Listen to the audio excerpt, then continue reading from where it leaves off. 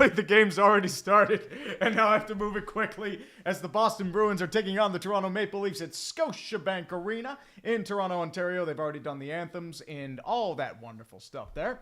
I did want to let you know as well, no William Nylander for Toronto. William Nylander is once again out. Jeremy Swayman gets the call, and I think, are they giving a delay of game penalty on Simon Benoit? I think he may have taken it out, or is it going to be a little deflection? 19:20 left in the first period.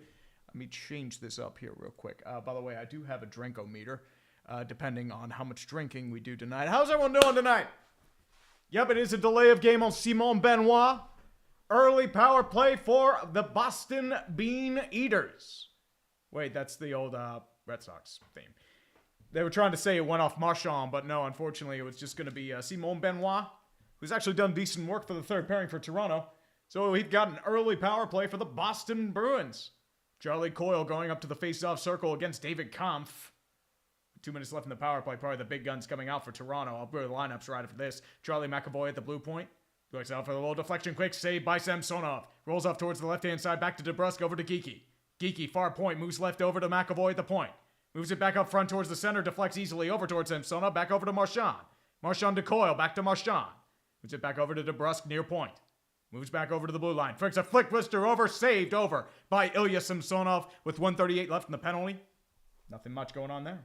Snowstorm, a lot of things make me drink, brother. A lot of stuff makes me drink. But, let me change this up real quick, yeah. Doing something a little different today. And I know it's, I'll probably end up doing like one of these a series, maybe. So I'll probably do something like semifinals or quarterfinals, conference finals, and then the Stanley Cup. Boston wins the faceoff again over to McAvoy. Dumps in around the circle. Goes to Geekie, back over to Charlie Coyle. Coyle being checked over by David Kampf. Moves over to Geekie. Gets over to Kampf. Tries to get it out of danger. Moves over to Toronto. Crosses over to the boards. It's going to be taken back by Marchand. Can't control it though. It's going to be cleared out of the zone. 1:15 left in the penalty for Toronto. 18:35 in the first period. Let's sit and scale. It's too early, man. We've got another minute left. Boston's got a power play goal in 6 straight power play minutes, by the way. Second unit out for Toronto. Pavel Zacha out there with James Van Riemsdyk and the Pasta Man. And it's going to be going to Pasta behind his own net. Tries to get it over towards Samsonov. Can't get it there. It's going to be shut away. Back over to Danton Heinen. Heinen back to Shattenkirk at the point. Back to Heinen. Heinen near side back to Shattenkirk. Over towards Pasta. Pasta back to Shattenkirk. Trying to get his own drug over. Shot wide.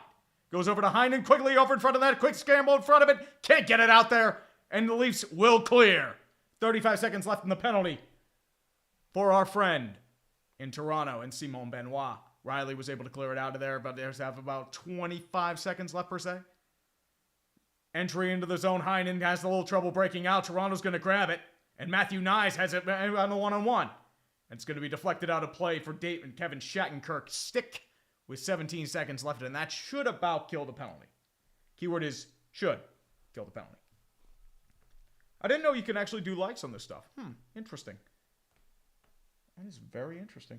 Gonna be smoking that maple-flavored heat pack tonight. You never know, man. I mean, dude.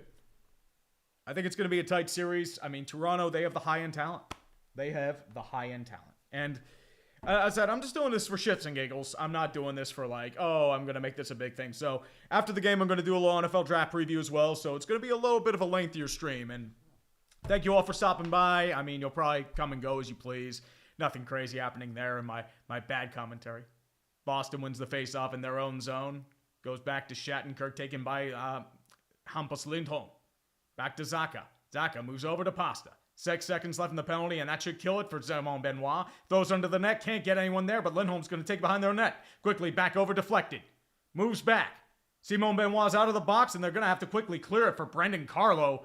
And Samsonov's going to take it behind his own net, back over to Morgan Riley. Riley waits in the zone, 17-10 left in the first quarter. 5 shots for the Bruins on the last power play, but couldn't get past Samsonov. And unfortunately, there's just a little bit of action in the center. Back moves over towards Boston and entry towards the zone. It's going to be taken there, I believe, by Patrick Maroon. No, it's actually going to be intercepted by Riley. Riley moves back to Bertuzzi. Bertuzzi back to Max Domi. Domi, one-on-one, can't get past the Boston defender. Moves it back towards the owner end to Brendan Carlo. Carlo moves it back up front, deflected towards the zone. Taken back by Jake McCabe. I want to call him Brian, but he was totally... man, the old hockey's on my brain. David Kahn picks it up and towards the neutral zone. Quick wrist shot saved by Jeremy Swiggity Swayman, who is getting the start for Toronto today. Let's go over their lineups real quick. I'm going to go into a random shitposting mode. I did want to let you know as well. Big news, though. No William Nylander tonight. Lineups for Boston. Marchand, Coyle, and Geeky in first line. Second line, DeBrus, Zacha, and Pasta. Third line, James Van Riemsdyk with Trent Frederick and Danton Heinen. And your fourth line with Beecher, who got a big goal in Game 1, Jesper Bulkfist, and Patrick Maroon. Your defenseman, Mason Laurie, Charlie McAvoy, Hampus Lindholm and Brandon Carlo, and Parker Witherspoon and Kevin Shattenkirk. And Swayman is your starter. For Toronto, Bertuzzi, Matthews, Domi. Remember, no Nylander, so Tavares moves up to the second line with Martyr and Nyes. Nick Robertson, I'll keep messing that up. And Pontus Holmberg doing third line duty with Kalle Järnkrok. And your fourth line, a bunch of bangers, Connor DeWar, David Kampf, and Ryan Reeves, probably punching faces. Ilya Lyubushkin babysitting Morgan Riley. Simon Benoit, who had the penalty earlier with Jake McCabe. And Joel Edmondson with Timothy Liljegren, so very balanced lines. Quickly throws over to Edmondson, quickly shot wide. And it's taken down and deflected by Parker Witherspoon, who's writhing down in pain. He took a bit of a nasty lick there. And they can't afford this because they lost Andrew Peeke earlier, and I think Witherspoon is his replacement. So they'll be down to 5 defensemen potentially early on, which could be very, very dangerous news. Ilya Samsonov is also getting the start for Toronto once again. So we may be upping the drink-o-meter for our friends in Boston, but time will tell there. Time will absolutely tell. Matthew, no, I can't judge Canadian politics, unfortunately. The Night Shadow, sometimes you want to do, but sometimes you just got to do it. But Parker Witherspoon is skating, so hopefully he's okay. Just took a bit of a nasty lick. Oh, yeah, right in between the knee. That hurts. And it's a slapper by Joel Edmondson at the point. So it's, I can see why that hurt. Hopefully just a black and blue, but time will tell there. It's his first career playoff game, too. So, as I said, he's the replacement for Andrew Peeke, who's out for Boston. Face-off in Toronto, Boston zone, won by Boston. And quickly over to the dime, over to Danton Heinen. Can't get it out, though. Moves it back over. Scrum in the center zone. Taken back towards. Moves towards Carlo.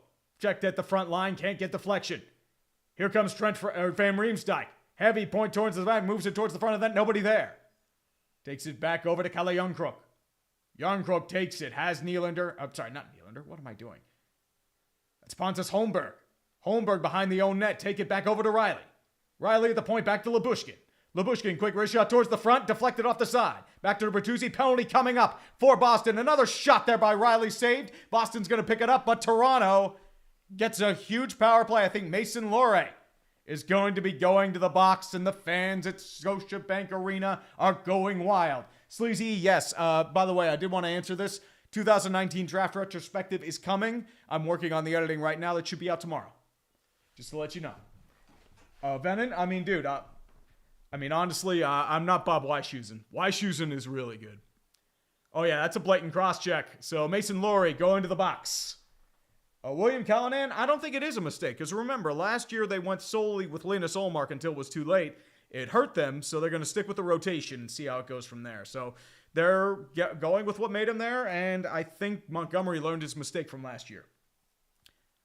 Toronto power play on for Riley, Bertuzzi, Matthews, Tavares, and I believe Marner out there as well. Back to Riley at the point. Quickly deflects Bertuzzi. Shot wide. Back over to Matthews. Can't get there in time. Tavares, quick shot, save. Another shot deflected wide.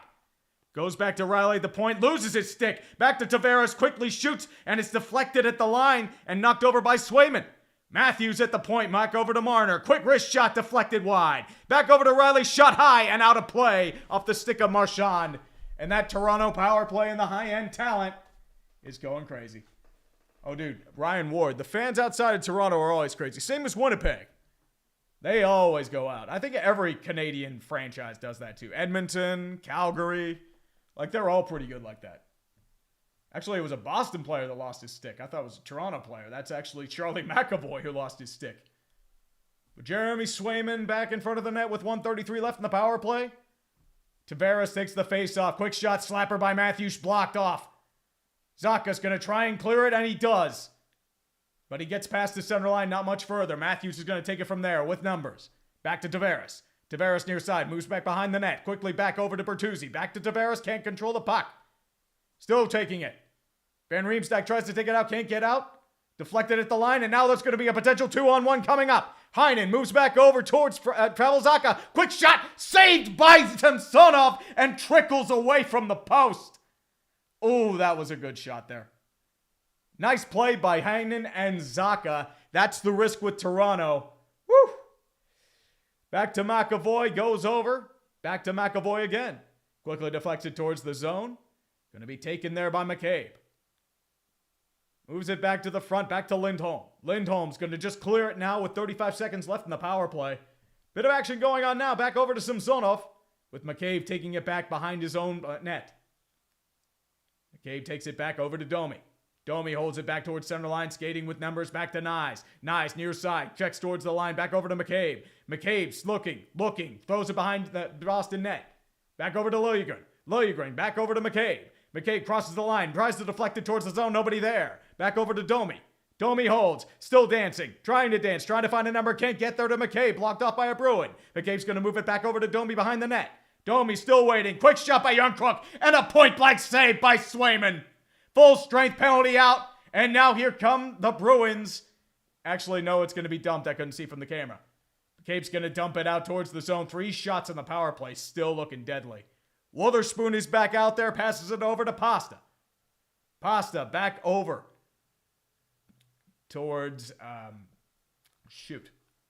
Got to figure out these numbers real quick. But that's going to be a face-off out of play.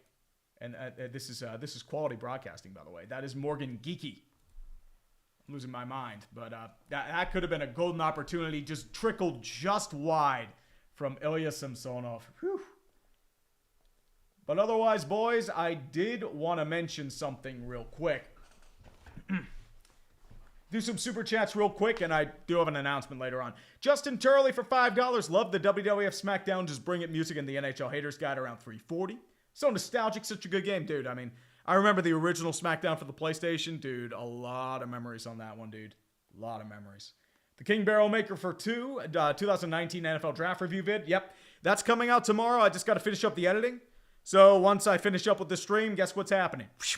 We're going back to the editing. So all the fun stuff right there. All the fun stuff. BA Knights for 5. As a Knights fan, I love Stone. Scored the first goal of the series. The salt from the rest of the league has been glorious. Tree. Let's keep going, dude. I mean, part of us all knew that Mark Stone was coming back. They were just letting him rest. And, I mean, I think it was a serious injury. The dude ruptured his spleen. You can't play like that. But it tends to get a little crazy. Tends to definitely get a little crazy. And, yeah, not good. Not good. Viewer Brook, it's not a punishment. It's not the OnlyFans. So you're safe for now. You're very saved. All good. All good there. Ooh, Sky Guy, what pizza you making, brother? Is it good? Are you making buffalo chicken pizza? Dude, buffalo chicken pizza's the best. I love buffalo chicken pizza. Irvin Alvarado, Rip the Schwab, the king of sports trivia. Dude, I saw that when I was getting my haircut on Saturday. I mean, Stump the Schwab back in the mid-2000s. I mean, dude, you just vegged out with a lot of stats back there, man. Oh, man, that's a shame. I mean, that dude, like, apparently, like, he knew, like, some of the questions beforehand, but still, that was impressive. I mean, here's the thing, though. If you throw MMA in front of my face, like, it's just going to go right past me. I know nothing about MMA. Like, you can't know every single thing. That's just how life is. Wait, T. Higgins requested a trade earlier, but Trey Hendrickson requested a trade. That's interesting. Boston's fourth line out there against Toronto. I believe it's one of their scoring lines. Actually, it's Pasternak with Marchand, and I believe that is... Who is that? Is that Bookfist? I'm surprised Pasta's out there. I guess he's trying to get a double shift. Not sure, though, but Toronto's going to win the faceoff. Marner takes it back. Is going to dump it in. Nyes gives chase, picks up his own loose puck. Back to Witherspoon, can't get it there. Intercepted by Tavares. Back to Witherspoon behind his own net. Bit of a scrum in the backhand. Toronto tries to get it, can't get there. It's going to be deflected back. Witherspoon gives chase. He can't get it out. Nyes bets it. He tries to get it up front. Intercepted. And Pasternak's going to take it past the blue line. He'll chip it in towards Trent Frederick, who grabs it at the near point.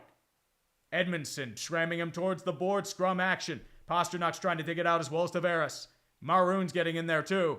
Tries to deflect it at the line. Intercepted. Back over to McAvoy. McAvoy skates up towards the front line. Moves it back towards. Tries the backhand back. Quick shot over by Pasternak. It's blocked off by a Leaf. I believe that was Edmondson. And I think that may have saved another goal because Samsonov was completely out of position. Just out of position. McAvoy's going to dump it in for the chase. Marchand giving chase. McCabe's going to take it out. Back over to Benoit. Benoit holds over to Domi near side. He'll go over the quick pass. Can't get it out though. Swayman's going to hold it back behind his own net for a defender in Carlo. Lindholm takes it now.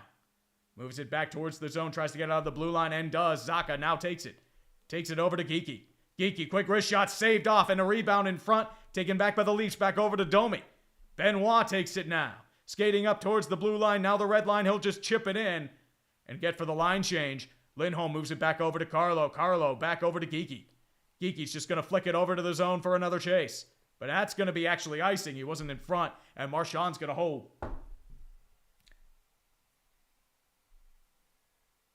8 shots to 4 for Boston versus Toronto. 11:44 left in the first period. Pasternak had a wide open net, but unfortunately it just hit Edmondson. I mean, it may have been goaltender interference on Frederick either way, but still.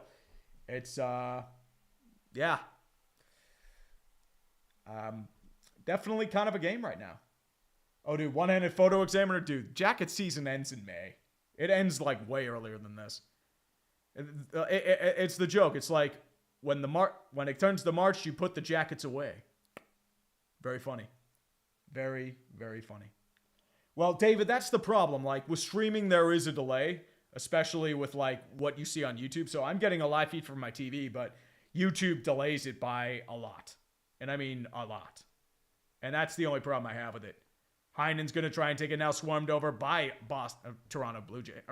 Blue Jays. What the hell am I doing? It's going to be deflected in and dumped in by Boqvist. Moves back over the line, takes it back to Riley. Riley tries to move it back over. Can't get it there, tries to dump it in. Covered by McAvoy. McAvoy takes it over to Witherspoon's going to dump it in. Takes it back over to Riley at the near point. Still looking.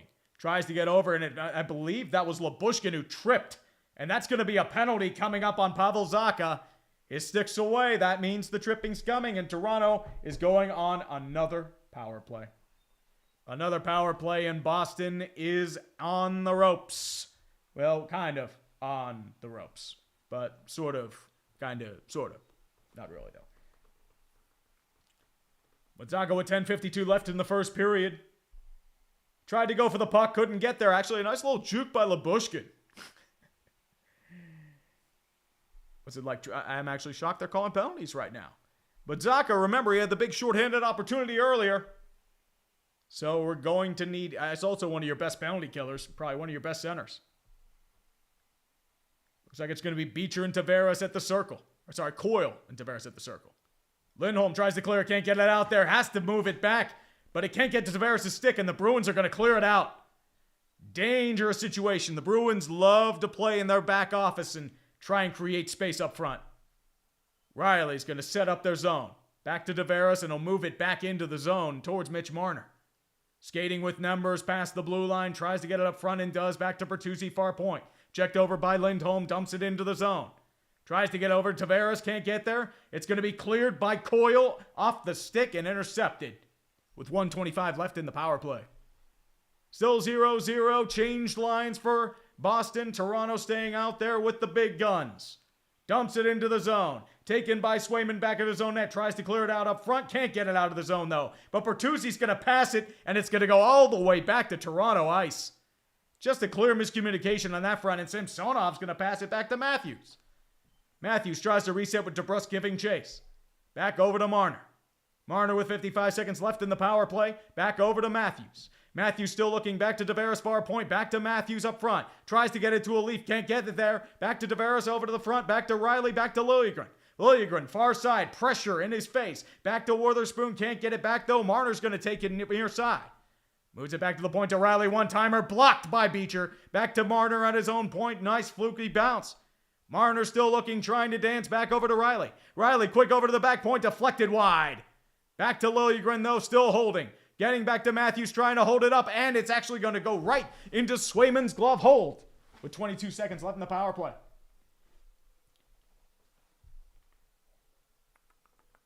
Canucks fan 94. Canucks are screwed, aren't they? Maybe. I mean, Thatcher Demko's a big piece, but I'm going to be honest here. Actually, Tavares had a little bit of a high stick. I think that might have been some embellishment, but they did not call that one. A little home cooking on that front. Fresh line out for Toronto now. Fresh line out for Boston. McAvoy trying to plead his case on the high stick, but unfortunately nothing there. But otherwise, I'm surprised 500 people are watching this. Thank you all for watching. And I hope it's worth your while. I'm going to be honest. I just hope it's worth your while. Looks like weed death metal. I mean, I think it's road rage, I believe. But Yarncroke's going to take the toss back over to Domi, back to Liljegren. McCabe at the far points, trying to deflect it, blocked. Back to Liljegren, back to Domi, back to Yarncroke. Can't get it back. Crosses back. Still trying to clear off the zone. Can he get there? No, it's actually deflected by Yarncroke. And now it's going to be cleared by Carlo. And that should kill off the power play. 0 for 2 for the Leafs, but they're still generating some momentum. Liljegren now moves it back over to McCabe. Penalty cleared for Zacha. He's out of the box. Back to Domi. Moves back to Yarncroke. Behind his own net. Still taking there. Domi moves it back. Checked over the front. Frederick's going to take it back in the zone. And a nice back check. Backs over to Zacha. Zacha can't get it out. It's going to be intercepted by Lyubushkin, who dumps it into the zone. And they'll just get a fresh line change out there for Toronto. Zacha's going to move it back to Witherspoon. And Witherspoon's going to wait and hold with 8:25 left in the first period. Moves it back. Takes it back over towards Loray. Back to front, deflected. Zacha's going to hold it back into his own zone, still dumped in. It's going to be taken by David Kampf back over to Matthew Nyes. Doing a little shuffling there. Nyes gives, that's Connor DeWar. Now it's Kampf. Kampf takes it back. Reeves trying to get pressure in front of the net. Kampf tries to deflect it back. Shot blocked away. And it's going to be clear, but still, actually, no, it's not held in the zone. I thought it was, but Benoit was just a touch too late, and that's offsides with 7:55 left in the first period. But otherwise, boys, I'm assuming you're boys. But in the meantime,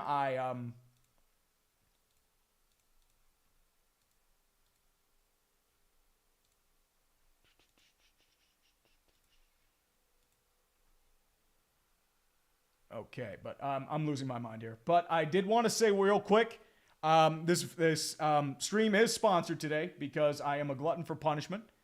And it's just how life goes. Today's sponsor is Underdog Fantasy. So I did want to let you know that Underdog Fantasy is sponsoring me this year. But it's mainly a few things like the NHL playoffs are here. And Underdog Fantasy wants to make it a lot more interesting. It's the easiest place to play fantasy sports, and it's honestly like what you say. It's like playing their pickup game.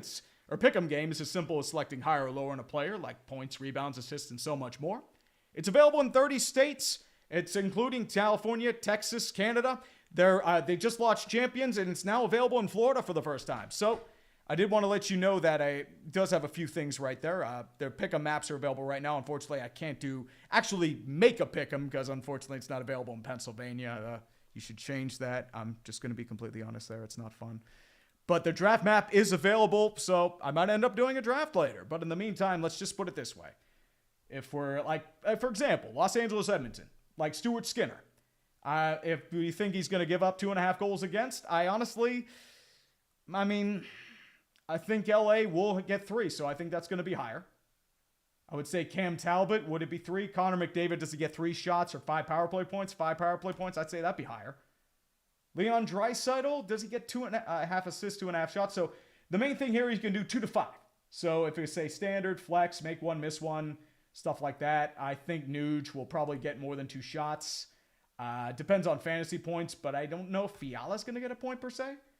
And then you can change and flex it per se, like if I put like maybe $5 down, nothing along that line.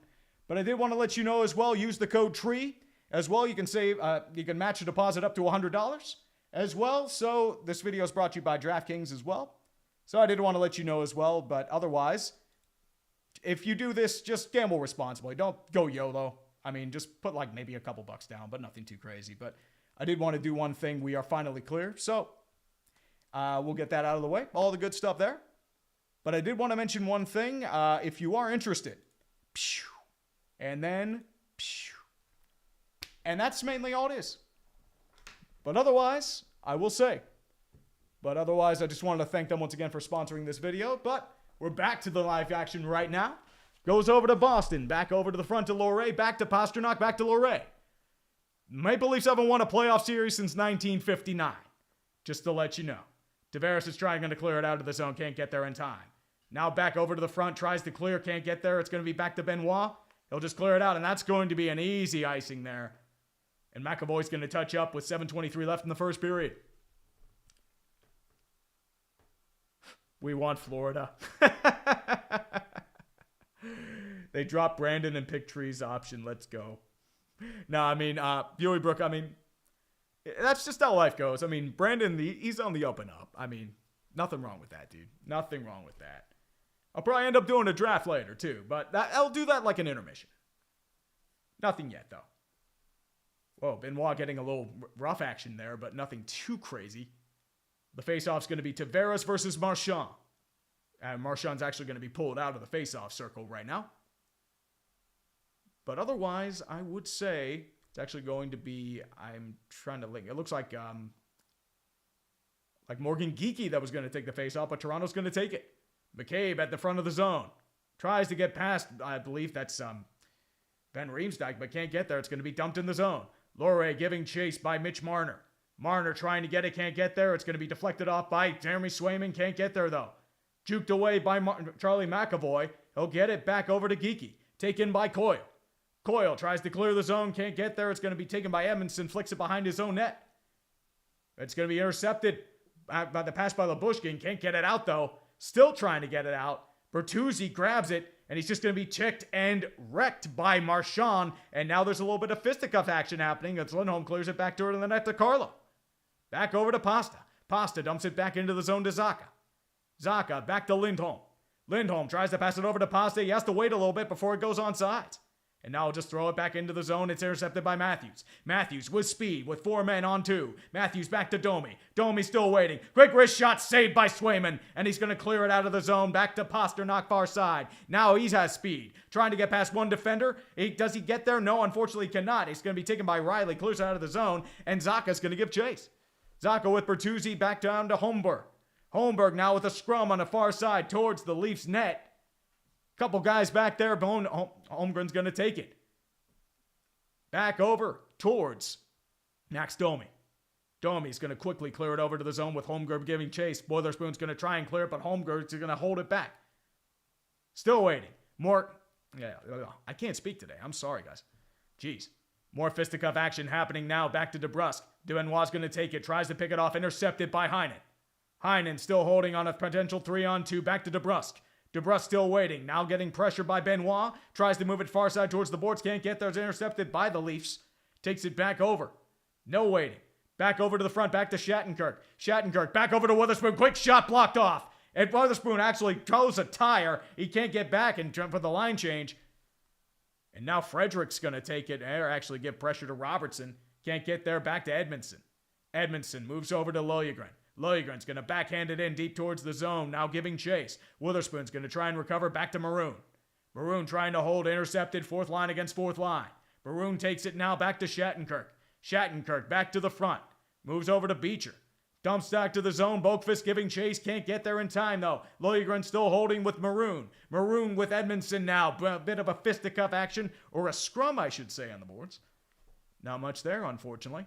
And now they're just holding up. Everything is caught between the legs. They're just looking to see who blinks. And now they're just fighting with 4:30 left in the first period. Very defensive. Couple power plays. Not much happening, though. But otherwise, it's a very intense game. Leafs are going to come out with it. Back over to David Kampf. Kampf dumps it into the zone. And Swayman's going to hold. And I believe both teams are going to take a line change. Mason Laurie now takes it. Backhands it over towards, I believe that's back to Shattenkirk. Shattenkirk still taking, dumps it into the zone. Zacha gives chase, and I believe there is going to be an offsides penalty. Or it could be an offsides penalty. Not sure what's happening there. But otherwise, boys, looks like a fun little game going on. I'm sorry that I can't really speak today. Oh, his stick snapped. Oh, jeez. Yankees fans screaming Boston sucks. Oh, dude. Yankees fans do that all the time. They all do. Red Rhino 49 for 2 bones. What should the NHL team be named? I mean, I like Utah Yeti. I like the alliteration there. I mean, I would go with something simple. I go with, a nod to the old IHL or ECHL or even some of the older names. Like, you can't name them the Golden Eagles because of the Golden Knights. So it'd probably be the Eagles. It would probably be the Grizzlies. I mean, the Outlaws doesn't sound too bad. I do not like the Soakers. I am not a fan of Super Soakers. Oh. Hey, Reynolds got a home run. Thank God. But, I mean, they won last night. The bullpen didn't blow it. I mean, it was a bad week for the Pirates. Bad week. No. Josh, I don't care about the Soakers. I think I'm not a fan of the name. It's just lame. I'd rather have it as like the Stormin' Mormons or I don't know, the Utah Shitposters or something. I don't know. The Sorin' Mormons. Honestly, it'd probably be Hockey McHockey Face. That would probably be the team. Yeah, I mean, the Grizzlies, they would probably move, though. I mean, unless they go to a suburb like, say, the Colorado Eagles do. They play in a suburb about a half hour north of Colorado, or the Henderson Silver Knights, where they play in a suburb of Las Vegas. That's also very possible. Nora, no one scored yet because it's been a tight defensive battle. A couple chances for both sides, but nobody really finding the back of the net. This is pretty much how it's going to be. It's going to be a tight goaltending duel. Mostly depends if Samsonov can hold. If Samsonov holds, I think they'll... We could actually name them the Utah Smiths. Joseph Smith came into town. Dum, dum, dum, dum, dum. Face off at center point. Big games once again. Vegas is leading Dallas 1-0 because of most glorious salt. Most glorious salt. And I think everyone is very tolerable and understanding of what's going on there. But very understandable. Dumped into the zone. Laurie is going to take it back into his zone. Intercepted by Nice. Quick one-timer by Tavares. It's deflected out of play. And now there's actually a fight going on. I think it's a fight. Yeah, it is, I believe. I can't see who it is right now. I believe it's McAvoy and it might be Nyes that we're getting into a little bit of action back there. Yeah, it was Matthew Nyes. McAvoy trying to get revenge for that no-call high stick.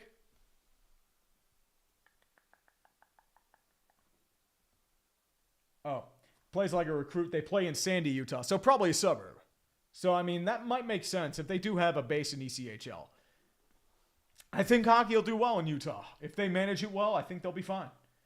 The time check, it is 7:43 with about 4:20 left in the first period. Smoke them if you got them. Smoke them if you got them. Oh, don't worry, MKI. I'm not missing the super chats. I'm just a little behind. I get it. Get to them in the intermission. Back over to the front. Back to Coyle. Moves back over to Marchand. Marches in towards the zone. Deflects it towards the near side. Picked up by Carlo. Carlo back behind his own net. Gets strip sacked away by Tavares. Tavares back over to McCabe. McCabe back behind his own line. Pressure by Coyle. Will dump it out of the zone. Back into the blue line. Ref does a little bit of a wipeout, but it's going to be taken by the Bruins.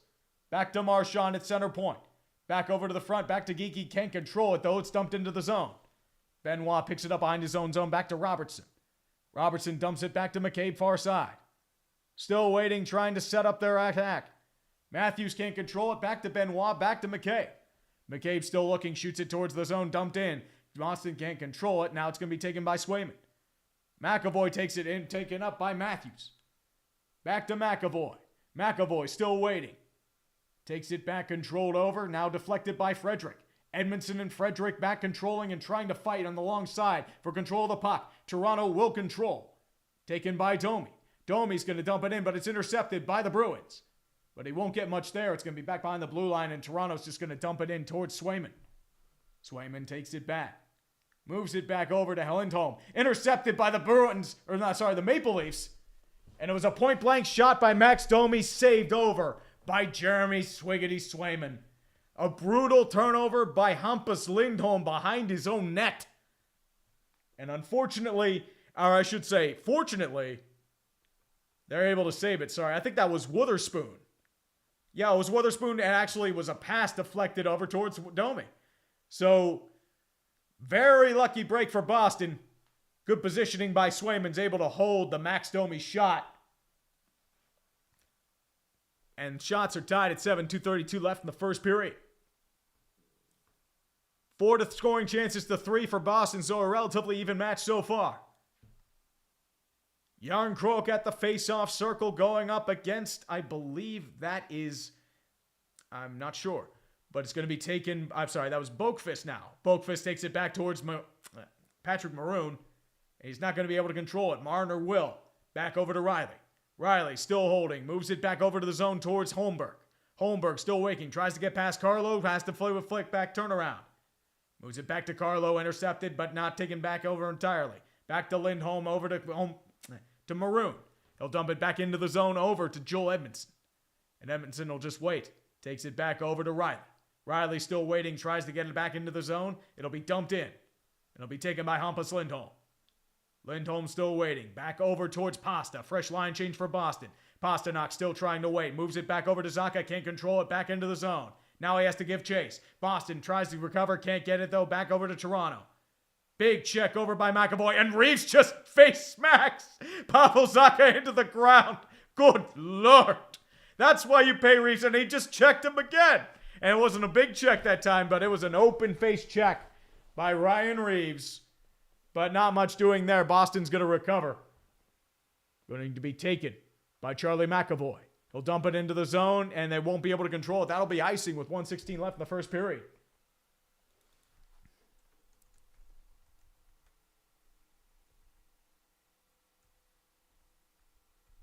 The Utah Hatus. I don't know. Maybe something like that. Oh, yes. The NFL revisiting video will be coming tomorrow. Just to let you know.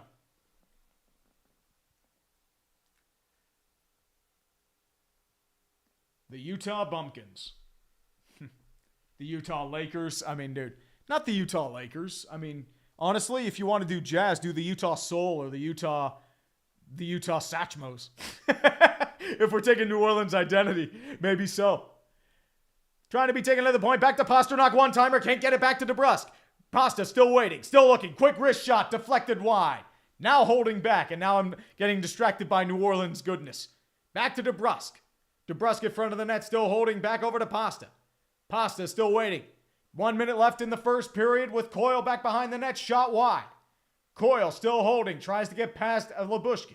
Bowers Matthews back over one-timer towards Pasternak, blocked wide again. Back over to Coyle. Coyle back over to the front line, over to Lindholm. Back to Carlo. Carlo moves it back up front, clears towards the zone. Back to Coyle. Coyle grabs it now, can't control it, still trying to keep in the zone. Can't get it there though. Once again, still kept in the zone, and now they're going to have to clear it. Back over towards Labushkin. Takes it back to Carlo, still in the zone. 15 seconds left. Can Toronto do something to hold the tide, or will Boston finally able to do something for once? Domi's going to be able to clear it though. Back to Marchand with 5 seconds. Back to Tavares with 4 seconds. Can they get a shot off? I don't know if they can. I think that's going to end the period. Yep, that will end the period. We are tied at 0-0. At the end of the first period with the score, Boston 0, Toronto 0. The drinks will not be pouring yet because there's a lot of tension and excitement in the air. I mean, a lot of tension and excitement in the air. I think you can feel the tension and excitement. Oh, Witherspoon probably wants to fight someone. I mean, he's trying to prove himself.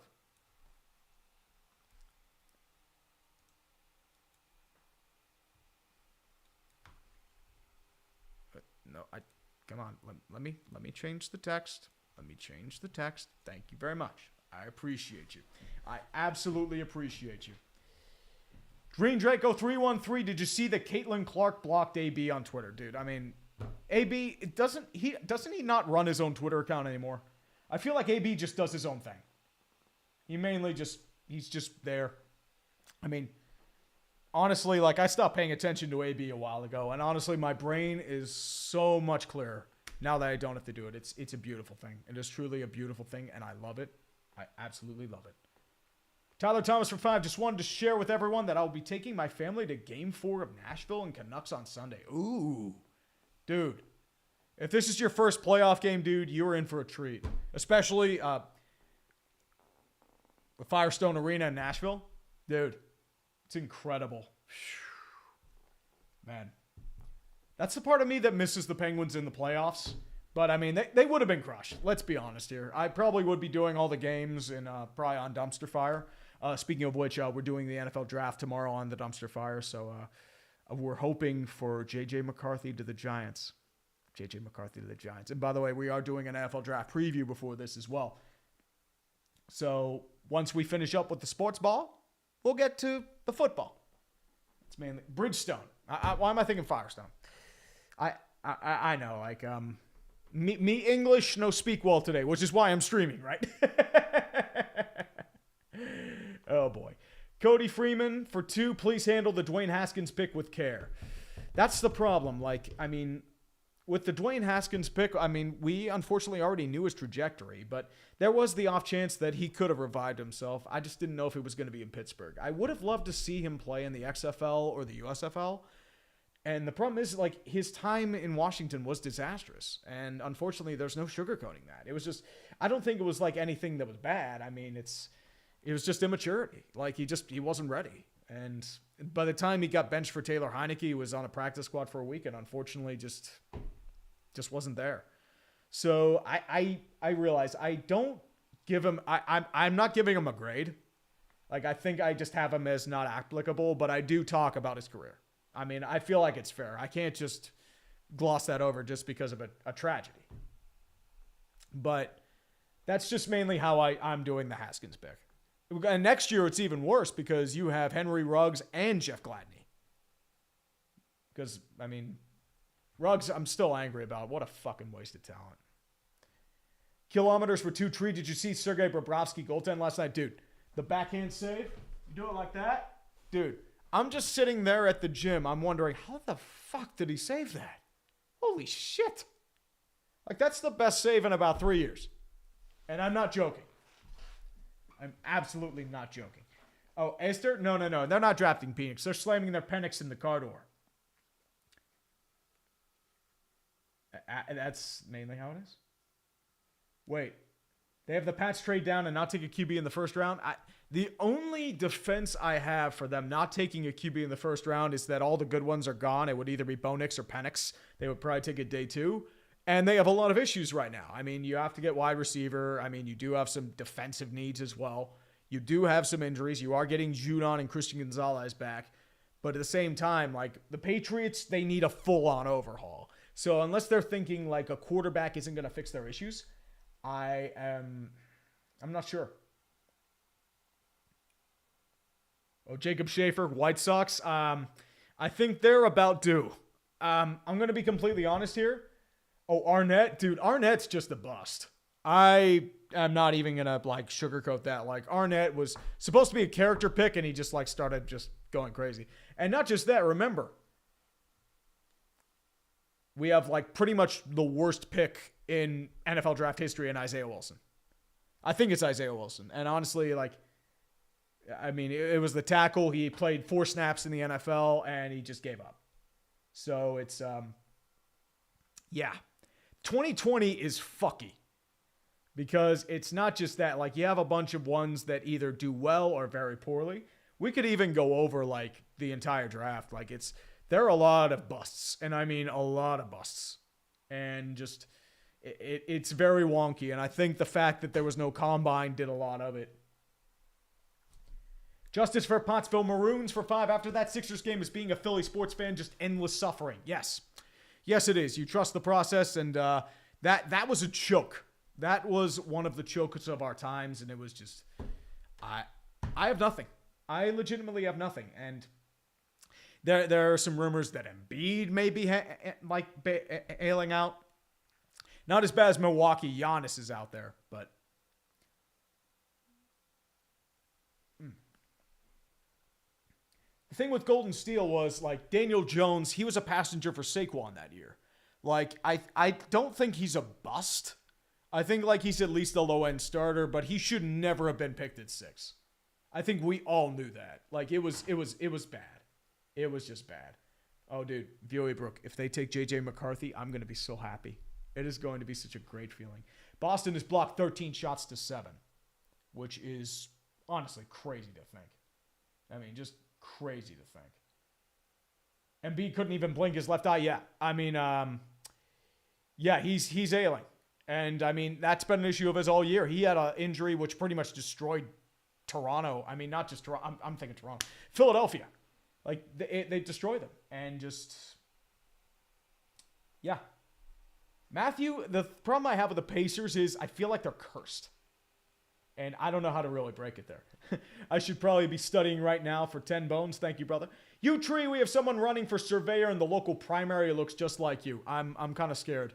I mean, honestly, I feel like I look like a lot of people. And it's just like, people say I look like Ben when I was fatter. I didn't really see it. They say TJ Watt. I've heard Jared Goff, JJ. But now I just look like Dad Bod. Dad Bod. Just... Sixers, I don't think Don Staley could even save them. SN, I don't think they even could. Kevin Wong for 190. Thank you, brother. MKI Sports. Hey, Tree, I'm planning to watch the Dodgers and Pirates in Pittsburgh on my birthday. Dude, happy birthday. If this is your first time to PNC, dude, you're in for an absolute treat. Make sure you get first or third base and get that view in front of you. It is gorgeous. And, I mean, that 8 does not get aged. Does not get aged. And hopefully Shohei can give me a homer or two. The Dodgers have been struggling as of late. And I know they have a lot of pieces to get together, but how long until Dave Roberts, like, his seat gets hot? Because it is championship or bust, and if you're, like, sub 500, that ain't good. That definitely ain't good. BK for 5, keep killing it, Tree. Thank you, brother. I'll do this for you because I can. And Justin Ziegler for 5, great outfit for tomorrow. I get my birthday NFL draft action and commentary by the dumpster fire. Yes, sir. Me and 5 will be going on about 7:30, 8 o'clock tomorrow. So there's going to be some drinking. There's going to be some shenanigans. Hopefully there's going to be some salt and hopefully not any of that risque shit that won't happen in the second half. That went a bit off the rails. I'd say very off the rails. Oh, dude, Turbo Car, like, Mahomes does not have dad bod. Get the fuck out of here. When you're thinking dad bod, you're thinking Dan Vogelbach. The men of men. The men of men. Nathan Nijinsky. The White Sox game is underway. Begin the pain. Dude, my heart goes out to you, dude. I went through 20 years of dog shit, so I absolutely feel your pain. Especially with a rebuild that failed miserably like they did. It's bad, dude. It is absolutely bad. But I did want to say one thing real quick as well. We are once again sponsored by Underdog Fantasy once again. But I did want to actually point one thing real quick. I wanted to do a quick draft, if I can. But I did want to say as well that I'm hoping these are the higher or the lower. But we'll do a draft in the meantime. I know, like with hockey, you're able to get a couple drafts there. But once again, I did want to say that Pick'em Champions is now available in Florida if you are interested. So use the code TREE. I have the URL above. I also have the link in the description. You can match a $100 deposit. I mean, nothing wrong with that. As I said, if it lets me load, well, this is definitely something along the lines. Here, let's try this. NHL, LA, and Edmonton. Let's try this. Let's get my draft here. So we're doing LA and Edmonton. Need to verify your identity. Verify my identity. Ah, come on. Hold on one sec real quick. Let me actually, I didn't want to do that. I didn't want to do that. Yeah. Let's try this real quick. I want to change my identity real quick. So I don't want to put my personal information on the computer. So I am doing this just willy-nilly. I should have done this beforehand, but unfortunately, I am an idiot. So that's why I am doing this right now.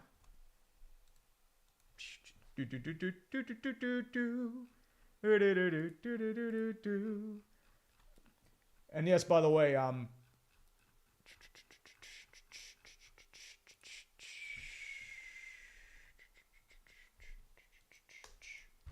I'm totally doing Spanish Fleet right now.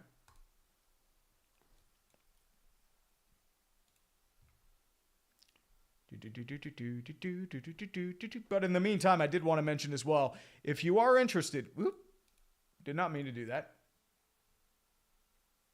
Oops. You saw nothing. Thought I had it there, but my bad. But we are good now.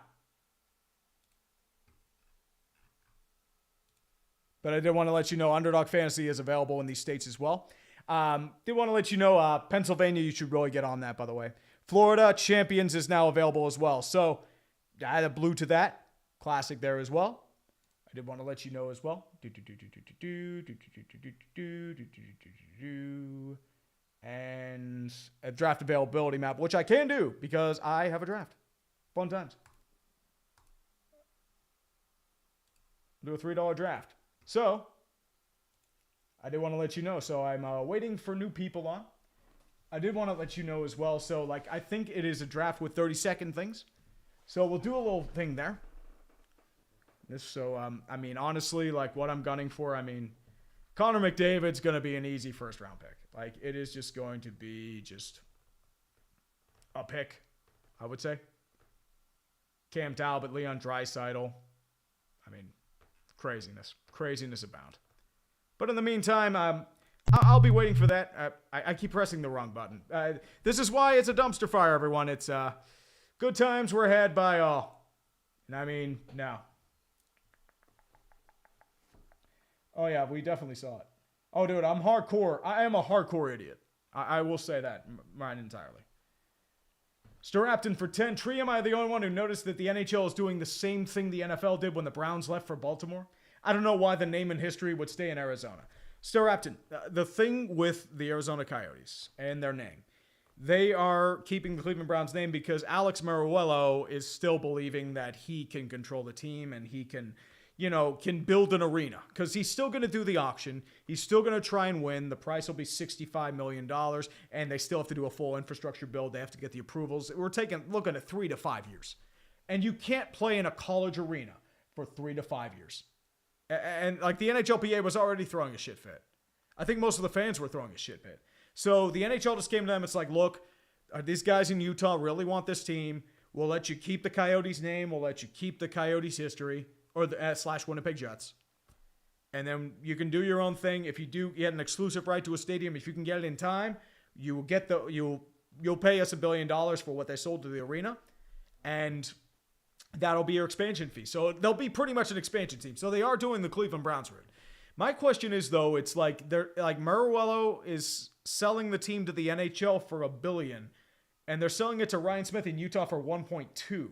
So they're making $200 million out of thin air and spreading it to 30 owners, which is weird because, I mean, you're making $10 million or like a couple $1 million willy-nilly, which is, okay.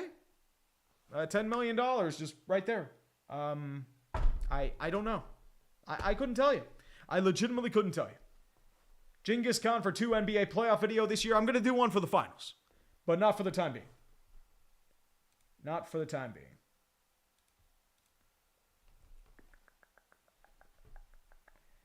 Lily Rock for Swedish Gronar 50. What team do you support? I'm a Pittsburgh fan. Like, I grew up here, born and raised. Penguins, Pirates, Steelers. Unfortunately, Pirates. I wish I could have gone to a different team, but, you got to root for the black and gold. And the Pirates are... I was too young to remember. You hear stuff when you were younger about Clemente Maz and the Game 7 home run. We are family. The World Series, and I think it's like, oh no, they weren't doing that because I even like Bonds, Trebek, Bonilla, Van Slyke, like years like that, I still have to do a double take because it's like, wait, the Pirates were actually good at one point? It's crazy. I remember being pissed as a kid because they had Moises Alou. I didn't realize they were going for a championship or World Series at the time. And I'm like, wait, the Pirates have Moises Alou? This sucks. Why couldn't we keep Moises Alou? Yeah. That's the thing, Robbie. It's not an expansion team. It's a relocation. They're keeping the players, the personnel, and mainly just the resources they have. It's just the team name and the history are staying in Arizona. Which the thing is, like, I'm not against them trying again in Arizona. They cannot do it with Meruelo. Meruelo has been a fucking disaster, and it has still remained a disaster. Like, this is clown show shit they're doing. I mean, honestly, like, I feel sad for the fans that have been there in Arizona, but they gave them no reason to support the team. They've been a shithole for 20 years. And it's because of bad ownership. It's the same thing that happened with Atlanta Spirit. Same thing. Mergle Schmergle, what do you think happens with Toronto if they kick the bucket? Shanahan might be gone. I know Keefe will definitely be gone. Shanahan, maybe. Because he used his gambit, which was dubious. S.A. Mary, yep, David Quinn's no longer the head coach of the Sharks. Not surprised by that. I mean, it's been 2 years. Like, he wasn't showing anything. He didn't really do much in New York either. He's more of a college coach. He just doesn't adapt to the NHL. It happens. But I think the thing, too, it's like Don Granato, as I expected, he's gone. Lindy Ruff, the old 2000s charm, is back in Buffalo because, honestly, can't do much worse. I mean, you're just hoping for a jolt, and, yeah, maybe Lindy Ruff can give it to you. Maybe. But, I mean, that's the thing. The problem is you try and bring back the old guard. It usually doesn't work. That's the problem I have. So, maybe it works. I hope it does for their sake, but you never know. You never know. James Lindsley for 10. I saw someone mock draft where they have the Patriots trading down with the Vikings and selecting Brock Bowers. How screwed are we in a few years if the Pats select Bowers? If they don't have a quarterback, they're useless. Doesn't matter, man.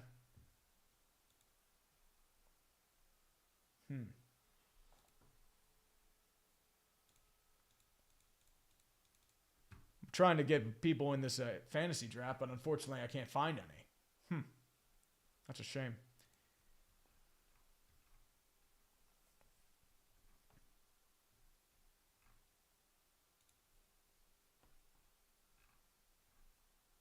So, here's what I'll do.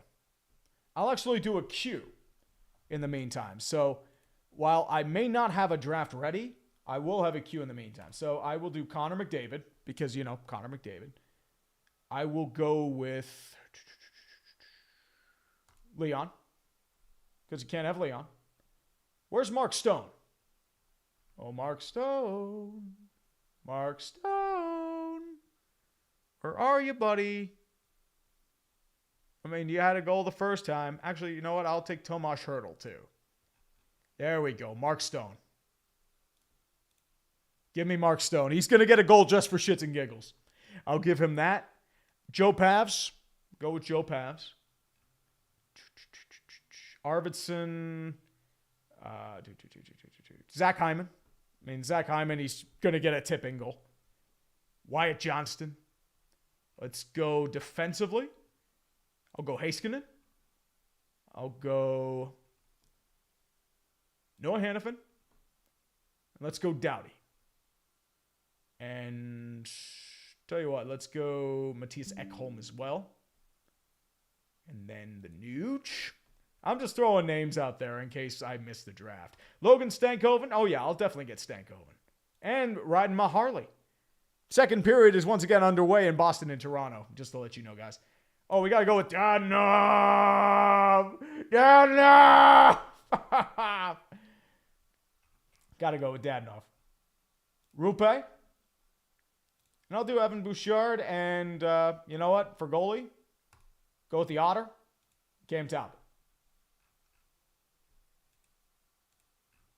So, I mean, I probably won't get these numbers, but in the meantime, just roll with that. Once again, code TREE. Use the scanner as well if you're into URLs. You get $100 if you match with $100 as well. Matthews with a 2-on-1 shot wide with 19 minutes left in the second period. Back over to the front to Riley. Riley takes it back into the zone. Dumped into the back over to Laurie. Laurie's still holding. Still waiting. He'll pass it in towards the zone. Moves it back over to Zacha. Zacha still waiting. Quick shot over wide. It's going to be cleared out towards the neutral zone. Back to Witherspoon. Witherspoon dumps it into the zone. Back over to Samsonov. Saved over by Riley. Riley still holding. Riley still waiting at center point. Moving back over to the center zone. Dumps it in. Taken back over. Moves it back over to Shattenkirk, who picks it up at the point. Back over to Witherspoon. Witherspoon still waiting. He'll dump it in towards the zone. Clear in with a chip. Going to be taken by Edmondson. Again there with Boakfist with a dump and chase. Back over with Big Boy Maroon trying to take it back. Holmberg still trying to get control. Taken back by Marner. Marner moves it back to Edmondson back at the point. Chased by Boakfist. He gets it out to Liljegren. Liljegren's going to dump it in towards far side. Tries to get it over. Can't get it out though. Intercepted by Witherspoon. And he'll take it back over. Sorry, that was Shattenkirk. Now it's to Witherspoon. Witherspoon moves back over to Shattenkirk, front pass, tries to dump it into the zone for a line change. Liljegren takes it now with chase given by Beecher. But it's going to be taken back by David Kampf. Kampf tries to dump it into the zone, can't get there though. It's going to be taken back by Trent Frederick. Frederick moves it back into the zone. Taken by Van Riemsdyk back to Heinen, who dumps it in the zone. Samsonov takes it back behind his own net. Moves back over to Liljegren. Liljegren moves it back over to McKay, back to Liljegren. Tries to be intercepted, can't get there in time, and I believe that's going to be icing. Yep, it will be icing. It was not touched by a Leaf, and will now going for the face-off. Ooh, boy. Ooh, boy, oh boy, oh boy, oh boy, oh boy. So, let's get this second period action going on now. All the good stuff. All the good stuff. And I'm going to be honest, underdog pick, take Carter Verhaeghe. Verhaeghe wouldn't be bad. The problem is these are late games. So these are going to be either Vegas and Dallas or Edmonton and LA.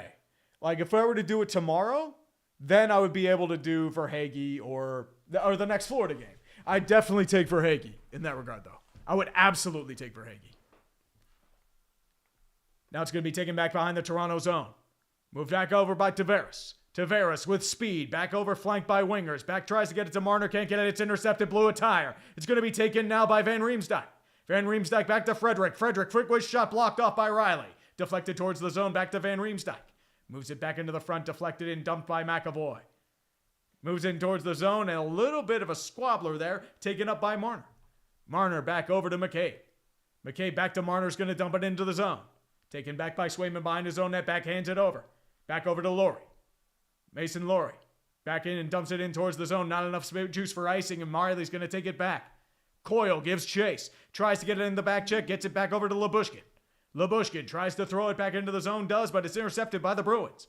Bruins taken back by Coyle. Coyle can't get it there. It's deflected at the line. Still taken back by the Leafs. And Domi's going to dump it in towards the zone. We're taken in by Jeremy Swayman. Lindholm takes it, intercepted, tries to get it over to Matthews, can't get there. Back over by Brad Marchand, and play is stopped. This might be another penalty. But we will see, or it could be a high stick. Probably a penalty. Celtics are leading 61-58 at the half. Oh boy. Uh-oh, that ain't good.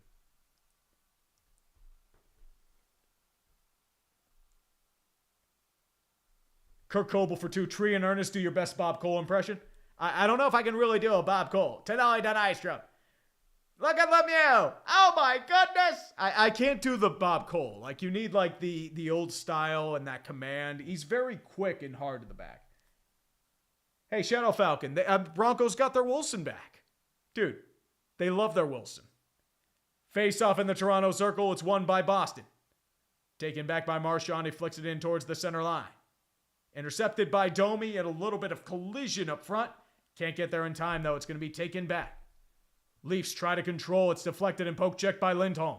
Lindholm now skating in towards the Toronto blue line. Back over to Morgan Geekie, who's going to be intercepted. Matthews will take it. Intercepted. He can't control the pass, though, taken by Marchand. Marchand flicks it in towards the net, and he'll just frisbee over to Ilya Samsonov, who holds it in his chest. Nothing there. Absolutely nothing there. Saving Sakic is a must-see. I want to see that. I might see it when I finish up the movie, or not the movie, the game, and the NFL draft preview, but time will tell there. Time will tell. Deaver pressed the upgrade button and regretting that they can't go back. I mean, dude, it's not the upgrade button. They just found another Wilson. I mean, they might do more Wilson number 3, and honestly, they'll just resell the same jerseys, and they don't have to put them on clearance.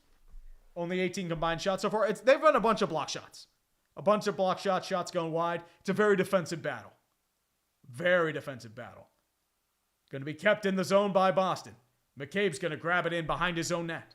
Still waiting. Tries to clear it in towards far side. It trickles away from, I believe that's Pontus Holm or Youngkrok. Tries to get the one-timer. Can't get it to Nyes. Recovered by Boston and DeBrusk. DeBrusk moves it back over to Zacha. Zacha dumps it in towards the zone. Samsonov collects it behind his own net to Benoit. Taken by Kampf. The fourth line of Toronto out there with the second line of Boston, I believe. Taken back up front. Moves it back over to Laurie, who intercepts the pass. Yarncrook attempted. Toronto will take a line change. DeBrusk takes it now. DeBrusk jukes one defender. Tries to get it back. Goes over to Laurie. Laurie tries to fake the lap shot. Can't do it. Another quick wrist shot. And it's gloved by Samsonov and a hold. With 14:38 left in the second period. Yes, baby, yes. Ooh, John Classic, Boston in 6. What's your prediction? I would say, Boston. I mean, honestly, I part of me feels like Toronto's going to win. Just because I feel like Boston, are they out of gas? That's the question. Like, they are smoke and mirrors. I feel like either of these teams are getting crushed by Florida. Toronto's too cardiac. Boston doesn't have the center depth that they used to have. So that's mainly what I would say there. But Frederick's going to take the circle against Tavares. Tavares will win the face-off, though. Taken by Labushkin back over to Riley. He'll dump it in towards the zone. It's going to be dumped. No icing call there. It was touching a body by Toronto, and Witherspoon will pick it up in his own zone. Back over to Shattenkirk, back to Witherspoon behind his net. Bit of pressure by Toronto now. It's going to be taken back by Shattenkirk. Shattenkirk takes the puck in zone. And it's actually going to be a penalty coming up against Toronto and Riley. Interference against the Toronto Maple Leafs, and the Boston Bruins are going back to the power play. Uh-oh. SpaghettiOs. Morgan Riley with the I before the E because there is no C beforehand.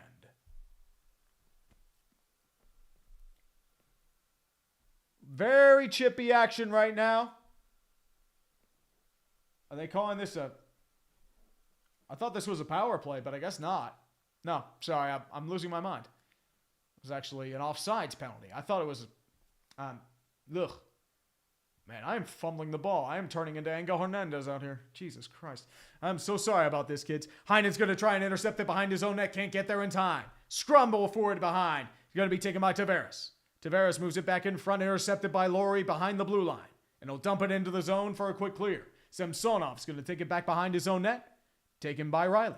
Riley dumps it in towards the near side, taken by Marner. Marner moves it back over to Tavares. Tavares looking. Tries a quick wrist shot, blocked and shot high and saved by Jeremy Swayman easily with his glove hand side. Whew. Nora, dude. I'm going to be honest here. Boston-Toronto is always a good series, man. It's always a good series. Keyboard Monkey for 5. Thoughts on the Canes comeback, Islanders collapse. If you actually look at the underlying statistics and analytics, Carolina dominated that game. I thought the Islanders would have been able to steal it, but once they had that goal, like 20 seconds goal spurt for Carolina, it's like, it's done. Carolina is a machine. And the Islanders, they're playing with house money, but at the same time, they can't run with the horses that Carolina has. Like, they just can't. Zachary Hain for 5. I'm a day or so late, but congrats on 600,000 subscribers, Tree. You absolutely deserve it, brother. Road to 1 million rolls on. Dude, thank you, brother. I appreciate you. I mean, as weird as it sounds, like it was more of a grind than I thought it'd be. I know the growth is trickling down a bit. And as I said, I blame myself for that. So it's just, I don't blame the algorithm or any of that shit. I feel like if I'm not growing, I'm not putting out anything compelling. And I mean, I got to work on that. And I've been trying to work on that, but that's just how life goes.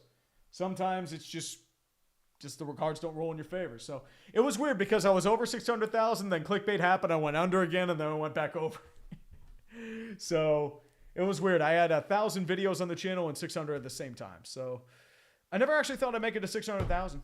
I never thought I'd actually be sponsored by Underdog Fantasy for a stream. By the way, use code TREE to save or to get $100 matched under your deposit.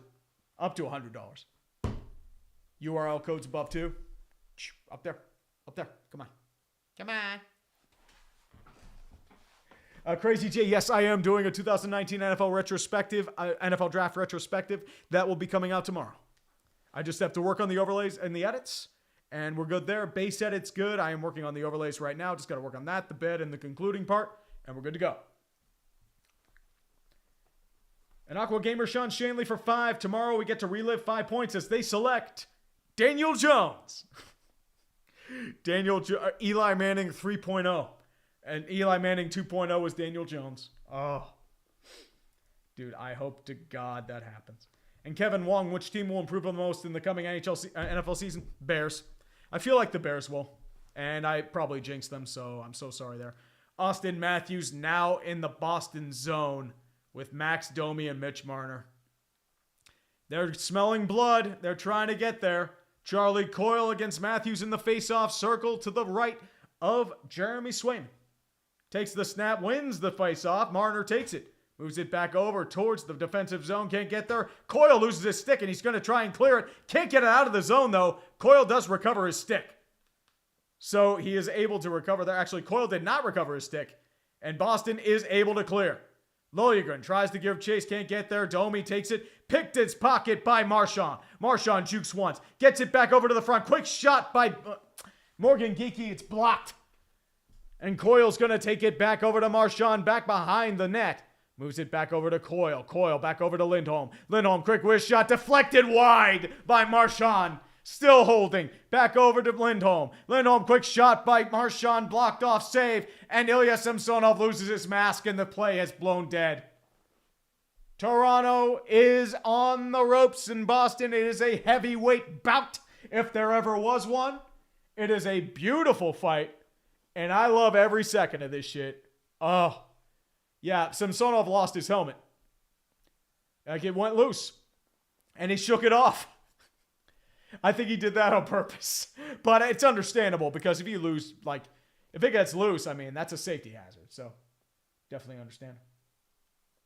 Definitely understandable there.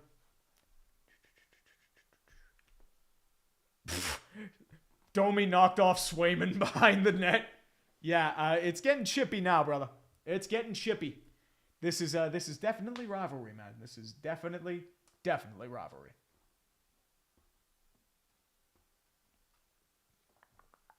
Raphael Ledoux for 5 Canadian. What's going to get more crazy? You two streaming the Leafs or the Steve Dangle one? Oh, easily the Dangle one. I mean, everyone's watching Dangle. I mean, I'm surprised I have a couple hundred people here right now. I appreciate that. He probably has a better stream, too. He's able to actually watch the game. Back over to McAvoy. The point. Quick shot saved by Samsonov. Chest high. With 12:54 left in the second period. Still 0-0 Boston-Toronto. The good stuff there. I should have done a co-stream. I think Steve Dangle does his own thing, so I'm okay there. I did this. I was planning this for a couple days, but I never really announced it until now, so definitely understandable there. It's all right. I mean, where the fun begins, I mean, Dangle's been, he marinates with this stuff, so definitely understandable if you watch him. So, you know what? I appreciate it. I appreciate you all being here. I'm going to be completely honest here, man. You can spend your time doing a lot better things, but you choose to stick it with me. It does well. No Drinko-meter yet. Just sponsorships by Underdog Fantasy where I butcher the spot. But definitely, once again, sponsored by Underdog Fantasy. Code TREE. Get $100 matched on your deposit up to $100. Good stuff.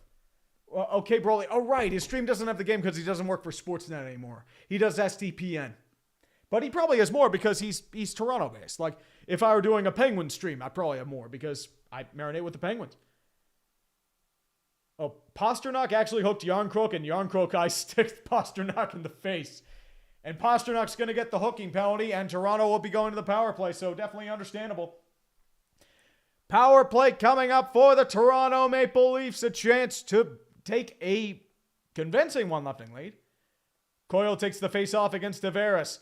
Tries to jump over towards the zone. It's actually going to be cleared by Boston. Foot race coming up, but Samsonov's going to clear the puck. Takes it back into the zone, and now it's going to be given chase. Matthews holds it back now over to Marner. Marner, quick wrist shot, blocked off, deflected. Boston takes it. Marchand's just going to easily clear it. 1:40 left in the power play, 12:25 left in the second period. Samsonov will clear. Riley regroups to gain. Maple Leafs power play is 0 for 2 tonight, 1 for 8 on the series. So they are getting some work done, not much though. Marner takes it back over to Bertuzzi near side. Sets up towards the point. Back over to Riley. Riley holds up towards the point. Tries to get the redirect. Can't get it from Bertuzzi. Back to Marner at the point. Marner still holding. Getting pressure in his face by Bruins. Tries to clear the zone. Can't get it. Tavares will recover. He does recover. Back over to Marner. Quick back over to Matthews. Quick shot. And a save by Swayman on the point blank shot. Still holding front. Barber towards the front-hand side. Bertuzzi recovers. It's going to be taken by the Bruins. They clear. They can't get it. But it goes back towards the stick, I believe, of... I think that was... I'm not sure. But it is cleared. And Toronto is still keeping their big guns out. Riley back over to Liljegren. Matthews is still out there. Yarncrook back there. Still taken back by Yarncrook. Second unit out there except for Matthews, who's doubling up. McAvoy tries to get it back over to Zacha. Zacha, can he clear? Yes, he gets it past the blue line, but back to center ice and not much more. Back to Riley, regrouping at the point. Moves it front side. One-timer by Yarncrook, deflected high. And it's going to easily clear back to Toronto ice. With 20 seconds left in the penalty to Pasta. And it's going to be taken by Jake McCabe. McCabe moves back up front. They're just going to reset for even strength. Back to Domi. Domi back over to Yarncrook. Yarncrook back to Domi. Domi back to Liljegren, who's going to dump it in towards the end boards. Tries to get it back towards Nyes. Nyes does get it. Back over to Domi behind the office of Gretzky. Still holding. Trying to get towards the pass up front. Moves it back over towards McCabe. Back to Domi up front. Tries to clear. Can't get it back. Back over to McCabe. Flubs the slap shot, but he keeps it in the zone. Back to Domi. Domi still waiting. Looking for a defender in Nyes. Tries to get it towards him. Can't get it cleared. Witherspoon with the interference. Back over towards the front. Pasta out of the box with 10:28 left. Goes over to Coyle. Coyle back to Marchand. Marchand tries to clear it up to Coyle. Goes off his body, but it's going to be easily recovered by the Leafs. David Kampf back towards the point over to Domi. Domi still waiting. Tries to flick it over towards Edmondson. Can't get it there in time. Shattenkirk tries to take it back over to Laurie. Laurie tries to clear it out. Can't get there. Pasta's going to take it. 2-on-2 coming up for the Leafs. Or the Bruins. Back to Marchand. Back over to Pasta. Pasta back to Laurie. Can't get out of the puck. Going to be taken by Nyes. Nyes will clear it out towards the zone. We'll gently back over to Reeves. Reeves back to Nyes. One-time shot. Save by Swayman on a point-blank shot by Nyes. Still in the Boston zone. Back over to Pasta. Back to Laurie. Laurie still holding back over towards Patrick Maroon. Maroon, the 3-time Stanley Cup champion of legend. Back over towards the zone. Carlo will jump in and clear. 9:30 left in the second period. Boston had to pull back for an offsides call. Trying to get back into the office, back by Pontus Holmberg. Holmberg will try to clear the zone. Now it's a foot race. Yarncrook's going to try and get it over towards Carlo. Carlo will get the puck, though, and hold it back. Goes over towards John Beecher. Beecher back to Witherspoon. Witherspoon still holding. Tries to get it back. Can't get there in time. Heinen tries to give interference. Can't get there in time, though. Taken by Lyubushkin. Lyubushkin and a 2-on-1 coming up for the Leafs. He can't get it to Yarncrook. Unfortunately, Robertson had a little too much mustard on the pass. Back to Holmberg. Holmberg behind the net over to Robertson. Robertson still holding to Liljegren. Liljegren, quick shot on goal. Over towards the front. Save and deflected wide. Witherspoon's going to take the puck now. Hold it off over towards, I believe that is Van Riemsdyk. Yep, that's Van Riemsdyk. Tries to get the front, intercepted by Frederick. Quick shot by Maroon. Saved by Samsonov. Can't get the rebound in time. Toronto will hold. And somebody's lost a stick back there too. Frederick tries to get up. Can't get there in time. Back over to Liljegren. Liljegren back over to Bertuzzi. Dumps it in towards the boards. Swayman gets it behind his own net. Tries to clear it over to Maroon. Can't control the puck though. Taken by Riley. Still bumped into the boards by Boakfist. Still taking. Maroon tries to grab it. Can he get it to Riley though? No, he cannot. Moves it back over to Lyubushkin. Behind his own net, tries to clear, can't get there in time. Intercepted by the Bruins. Shot blocked, though. Taken back by the Leafs. Here they come. Sorry, that's actually one person, Max Domi. Intercepted by Hampus Lindholm. Can't control the puck, but it actually clears the blue line, so Maroon tries to grab it, but it's taken by Domi. Domi recorrals the puck, tries to dump it in towards the zone, gently towards Swayman. Taken by Hampus Lindholm. Back over to Beecher. Beecher can't control the puck, but it's going to be knocked out of the blue line before Matthews can control it. Offsides out clear once again. They're going to have to reset. McCabe still looking. He'll jump it in towards the end boards from end to end. Taken back. Back to the Bruins now. Here comes Jesper Boakfist, who's just going to dump it in for the line change. 7:27 left in the second period. Action everywhere, and I love it. Marner tries to move it back over to McCabe. He'll dump it in towards the zone, intercepted by Charlie McAvoy. McAvoy tries to clear the puck. Pasta giving chase, but it's going to be taken by Simon Benoit. Benoit checked into the boards by David Pastrnak. Pasternak's getting shippy. Things are going crazy now. Oh, it's beautiful. It's so beautiful. Oh. Ian Genji for 10 bones. Hey, Tree, I just want to show love to my baseball team's catcher, Salvador Perez. If you ask casual baseball fans, they'll say he sucks, but he's arguably one of the best catchers for the past 100 years, past 10 years, dude. Salvi Perez is the last piece from that 2015 World Series team. He's not what he was, but he's still a solid catcher. The question is, I know he's still under contract, so you're probably hoping he'll be a Raw for life, kind of like a Mark Sweeney or like a George Brett. But at the same time, the thing with Salvi is, he's still pretty decent. He's still a solid hitting catcher. The problem with the Royals has always been their pitching. Their pitching has been a mess the last couple years. The only one that's really developed is Cole Reagans. You have a couple like moments here and there from like, sort of like a Chris Bubich, but otherwise it's mostly just been Cole Reagans. James Lindsley for 5. As a Coyotes fan, I knew the team was going to relocate when COVID hit and Merriweather lost a lot of money. Well, it was also that. I mean, the Coyotes were losing a lot of money regardless. What really did them in was Tempe. They needed Tempe. The moment Tempe died was the moment I just said, yeah, they're done. They needed Tempe badly, and they botched it because they tried to go out-of-state labor. Then the unions got pissed, and that's why they chose a toxic landfill. They chose a landfill over an arena. And I think they said no to the Coyotes instead of saying no to, say, the actual project, because that would have brought a lot of money into Tempe. Even though it might have had issues too. There was still the airport. There was still the lawsuit with Phoenix. So they weren't out of the woods yet, but it would have been nice. So I think the thing is, hockey in Arizona is not going to die. Arizona State has done wonders for them. Especially with grassroots, I think they've done a better job. And especially with Austin Matthews coming from that area, same as Matthew Nyes, Tyler Boucher. Boucher was more of a Bloodlines guy, but a guy like Nyes and Matthews, your roots are set. So I think they'll be okay. I think the problem is the Roadrunners are, playing an AHL team in Mullet Arena is a little more tolerable. It's a nice arena from what I hear, but it's not an NHL caliber arena. It only sits 4,500 people. Troy Keegan for 5. Hey, Tree, been an OG fan since the Cleveland locale video, and I honestly think you should do a hater's guide to the NHL draft. What do you think? I think the thing with the NHL draft haters guide is that it takes 5 to 10 years to really assess that draft because it takes a long time for most prospects to get there. There are only maybe 2 or 3 guys that play immediately in the NHL. Face-off won by Boston. Taken back over to Pasternak. Quick wrist shot blocked off. And it's going to be taken by Tavares. Tavares in the second line out there again, given chase by Pavel Zacha. Tries to clear it out towards the zone. Edmondson takes it back now. Back over to Marner. Marner with the one-timer. Quick one-timer. Scores!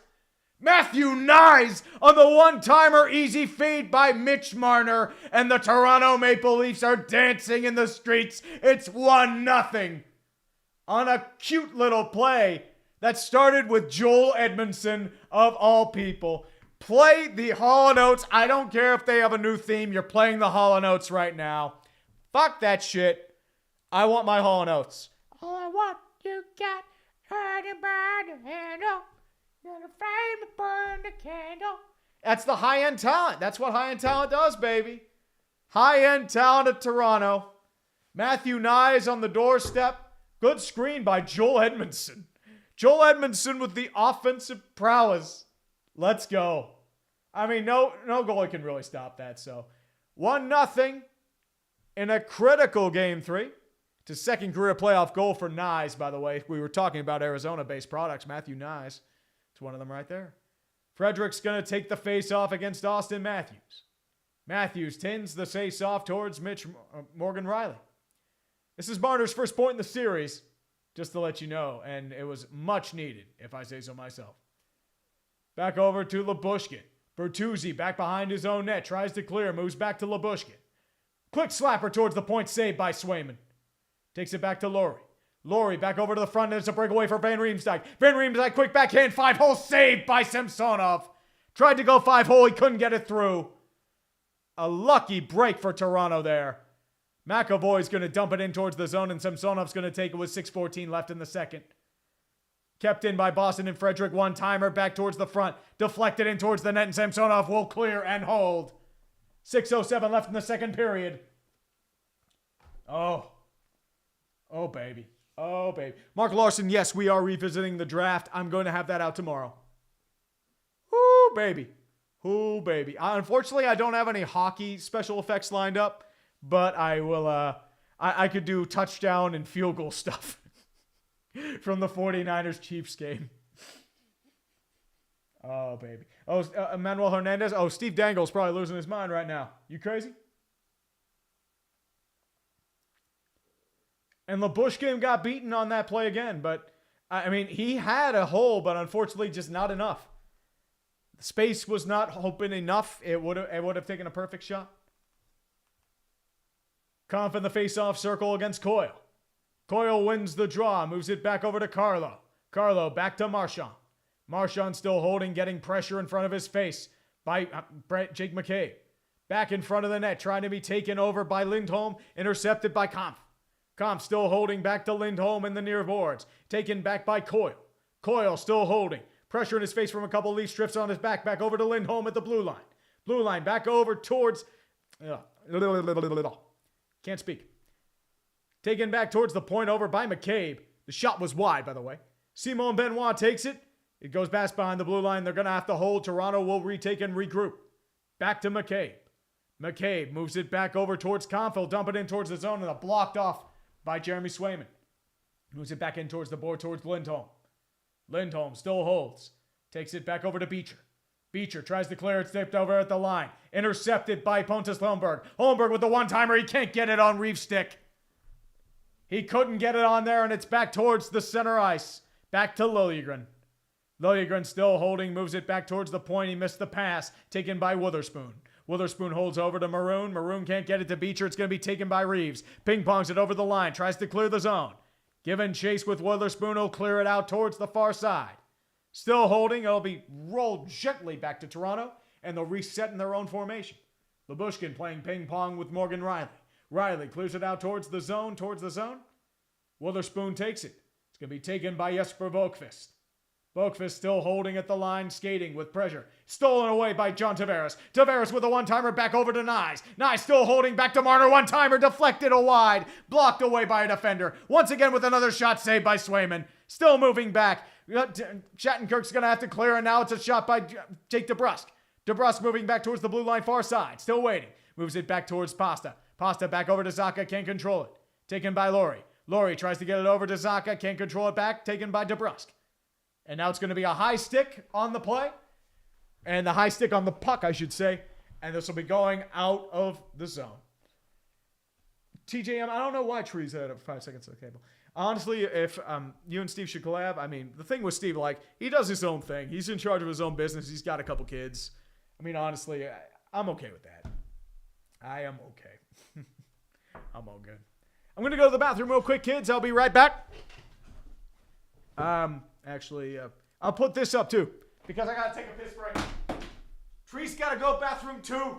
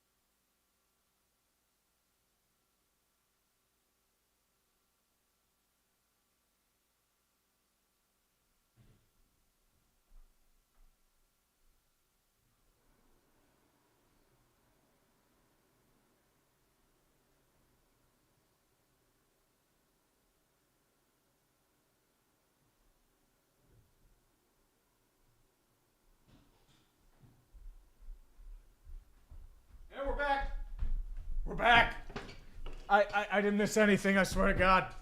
This is the professionalism we talk about on this stream. It's so good. Title text. All good stuff. Moves back in towards the Bruins zone, and now McAvoy suplexes Austin Matthews. No penalty called, though. Mason Lowery back in towards the blue line.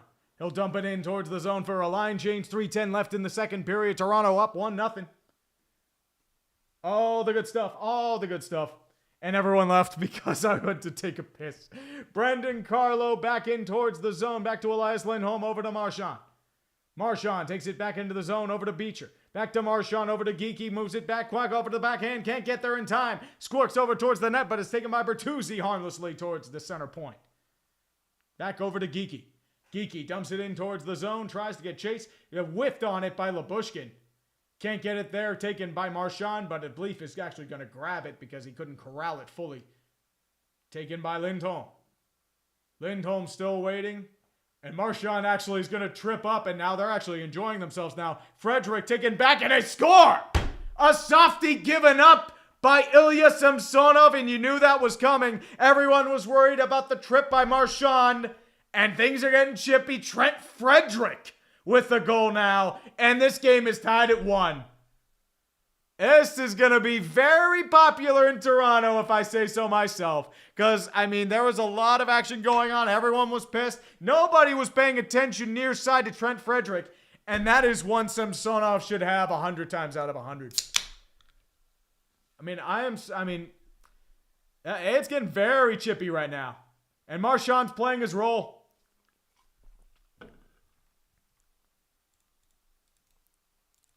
But, Samsonov should have definitely had that one. And I mean, he should have had that one bad. Went off post to post. Boston's tied up 1-1 and 1-1. We have ourselves a game, folks. God, I'm so glad I streamed this. Dumped in towards the zone by Frederick off the boards. Back over to Van Riemsdyk. Can't corral it. Shot wide. Taken over by Shattenkirk. Still taken by Frederick. Can't get it in time, and Shattenkirk will keep it in the zone. Taken over by Maroon. Back over to Frederick. One-timer by Heinen. Didn't saved by Samsonov. Back over to the point to Witherspoon. He'll quickly shoot it over to Heinen. Saved by Samsonov. He'll hold with 2 minutes left in the second period.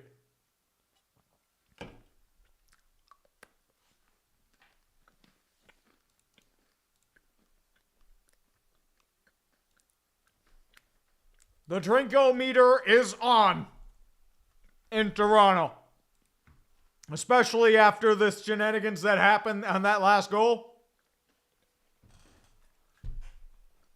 Oh, yeah.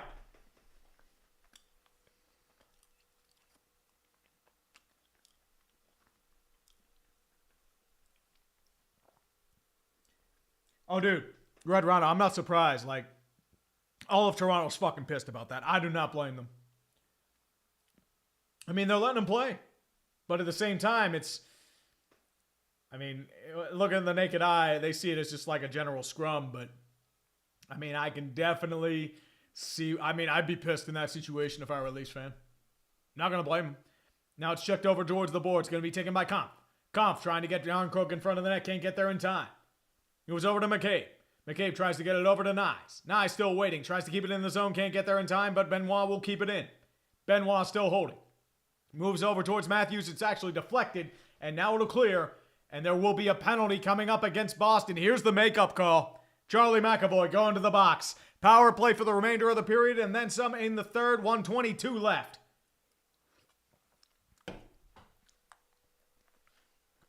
Oh, this is a hardcore makeup call.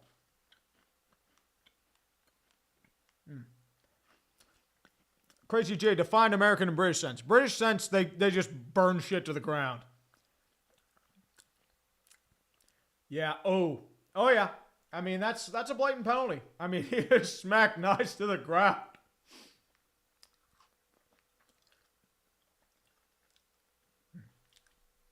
Zach, what happened was Trent Frederick scored. There was some shenanigans between Bertuzzi and Marchand. Toronto don't like it, but Toronto's on the power play. They can get that goal back. I'll blame it on, it's roughing.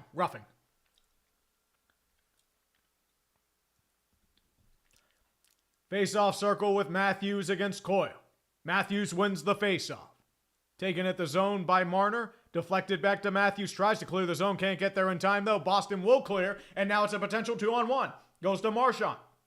Marchand still waiting. Tries to back to Coyle. One-timer. Shot high. Coyle nearly had it. He had him beat, but unfortunately he couldn't get the puck on net. And now he'll just push it back towards the zone. And there's a penalty coming up on Toronto.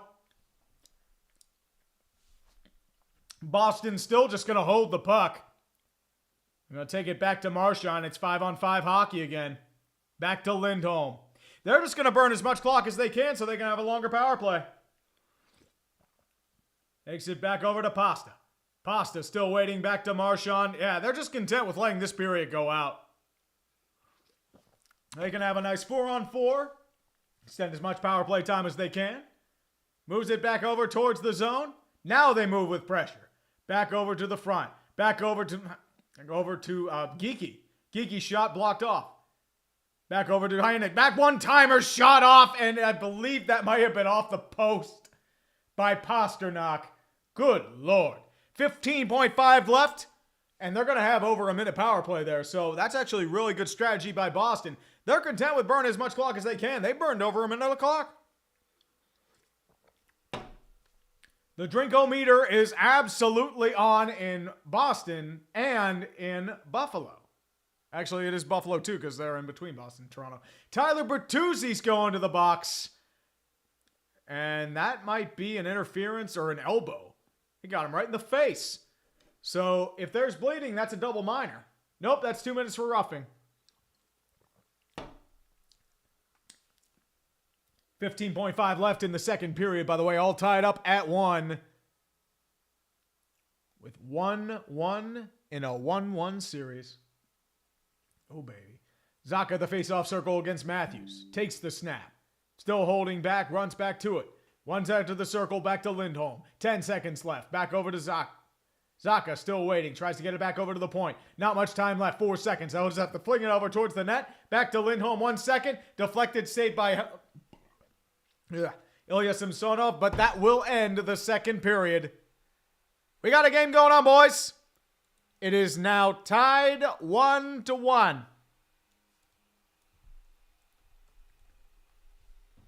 Goals by Matthew Nyes and Trent Frederick. Oh boy. Oh boy. The King Barrel Maker for 5 bones. Stephen A is apparently a Trumpist. He's going to join Kurt Schilling on Breitbart's and collaborate with that. I'm not familiar with what Stephen A said, so I couldn't feel either way. I don't think he is, but you never know. I don't really like to delve in politics and with other people. I mean, honestly, like I used to do political stuff on this channel, but no one wants to hear that shit. It's like you automatically alienate half your audience, even if I'm left wing or right wing. So that's why I try to stay away from that shit now. I mean, I fail miserably, but that's just how life goes. Christopher Stovstad for 5. Went to my first ECHS game, playoff game in Boise with my dad, with Idaho winning over in OT over Allen. All I say is Stelhad's got Cali Cup. Oh, the ECHL. I hear great things about the Wheeling Nailers. I haven't been. I want to go to a Baby Pens game in Wilkes-Barre, Scranton, because my sister lives up there. Haven't had a chance for that, though. Tree for president? No. Vote the Golden Retriever. Golden Retriever or a Bernese Mountain Dog. That's my presidential nominee. That means he agrees with my politics. I mean, depends on your politics, brother. Depends on your politics. See if this draft's going on. No, I think it actually is waiting till about 10:30. But I did want to let you know as well, this entire thing, this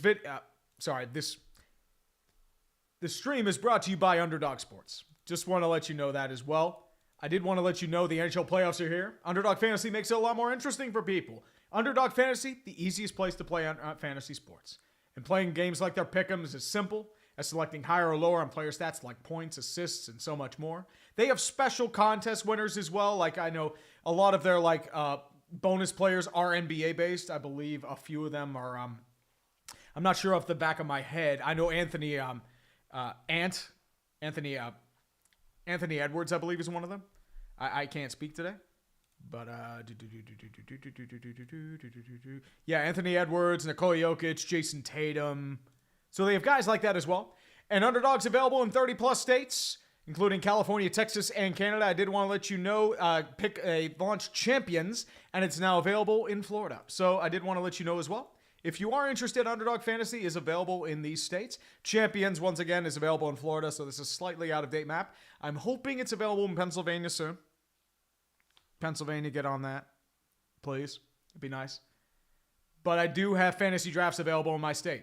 So it mostly depends on state laws, bylaws, and making sure the approvals are in place. But it's available in a good few states. I'm still waiting on this in the meantime, but let's see how my pick'em's doing. I know I actually did actually showing NBA.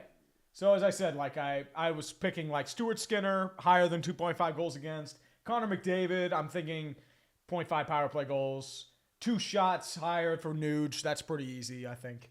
Kevin Fiala, less than 0.5 points. I'm not doing anything for Vegas and Colorado yet, though. So I'm trying to think. Do they have anything on Mark Stone? Oh, yeah, Mark Stone. I'm doing the higher on that. Fuck that. Mark Stone, higher than 0.5 points. Those shenanigans are always afoot in Colorado. And especially with Mark Stone. Oh, yeah. Easy.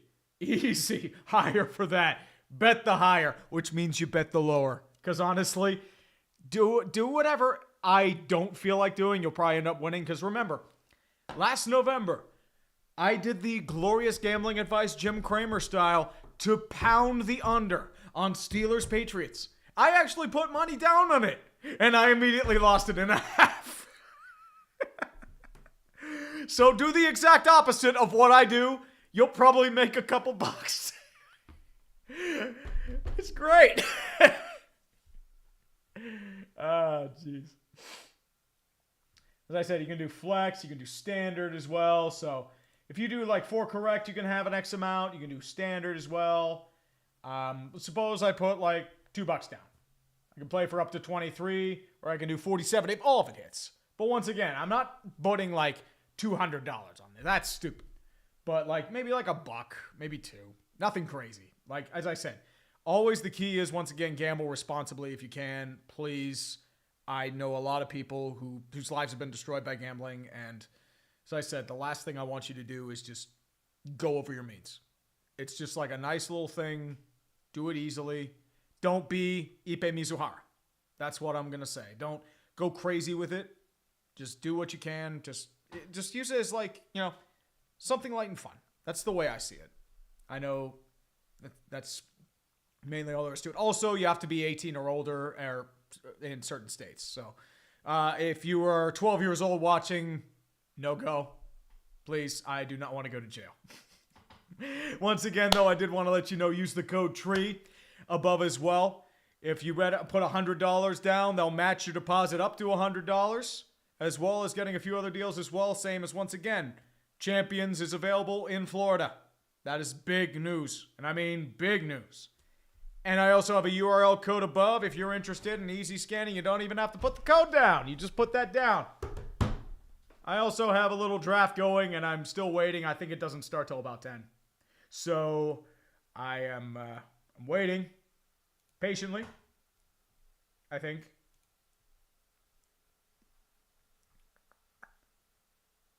Maybe.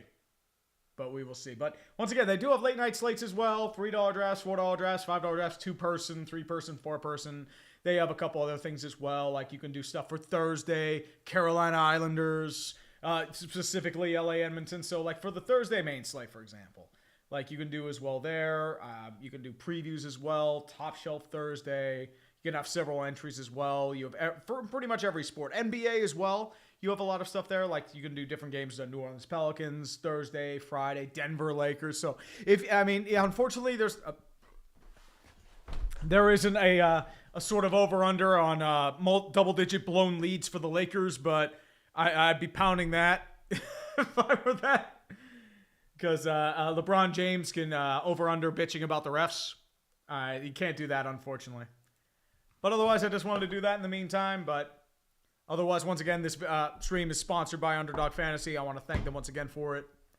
I know I'm going a little too crazy, and I'll stop now. But thank you guys.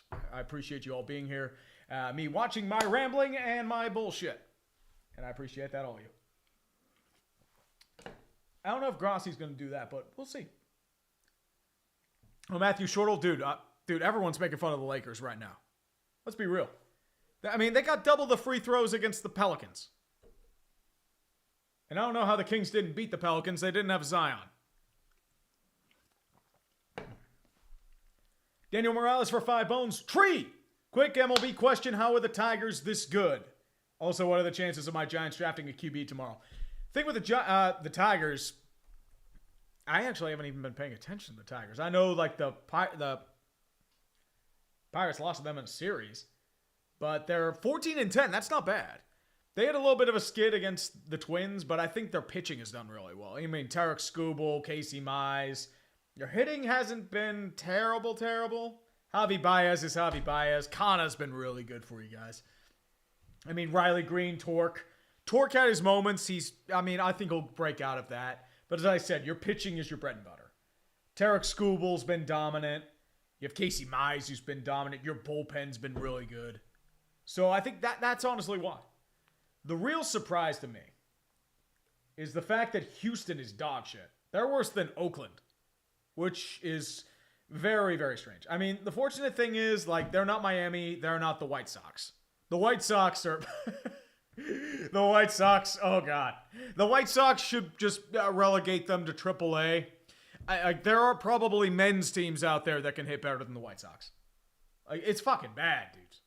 Like, it is fucking bad. Like, I could... Tell you what, here. You know what? I'm on a bit of a White Sox binge right now. So, you know what I'm going to do? I'm going to do the White Sox. 3-20. Chris Getz said they were going to be better last year. They're even worse. 50 runs for 129 against. Good God. They can't score runs. They've been shut out something like 8 times. Their best WAR is Eric Fedup. Their best hitter is Gavin Sheets. I mean, look at these bad. Martin Maldonado is pretty much a body. Andrew Vaughn is not back. Nicky Lopez has done nothing. Paul DeJong is one of your better hitters. He got DFA'd like a year ago. Yohan Moncada's hurt.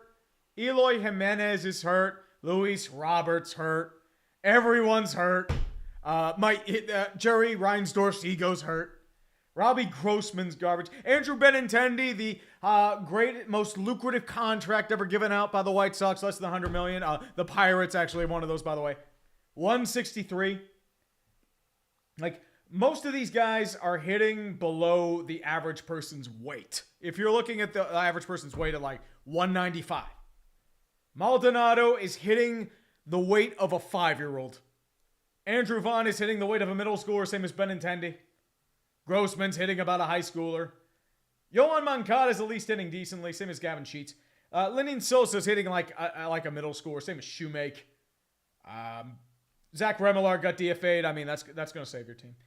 Eric Fetty's at least doing okay. He just spent a year in Korea. You'll probably trade him. Kopech is... Dominic Leone is one of your better relievers. No to Dominic Leone. That's going to be hard now. Chris Flexen, my terrible ERA.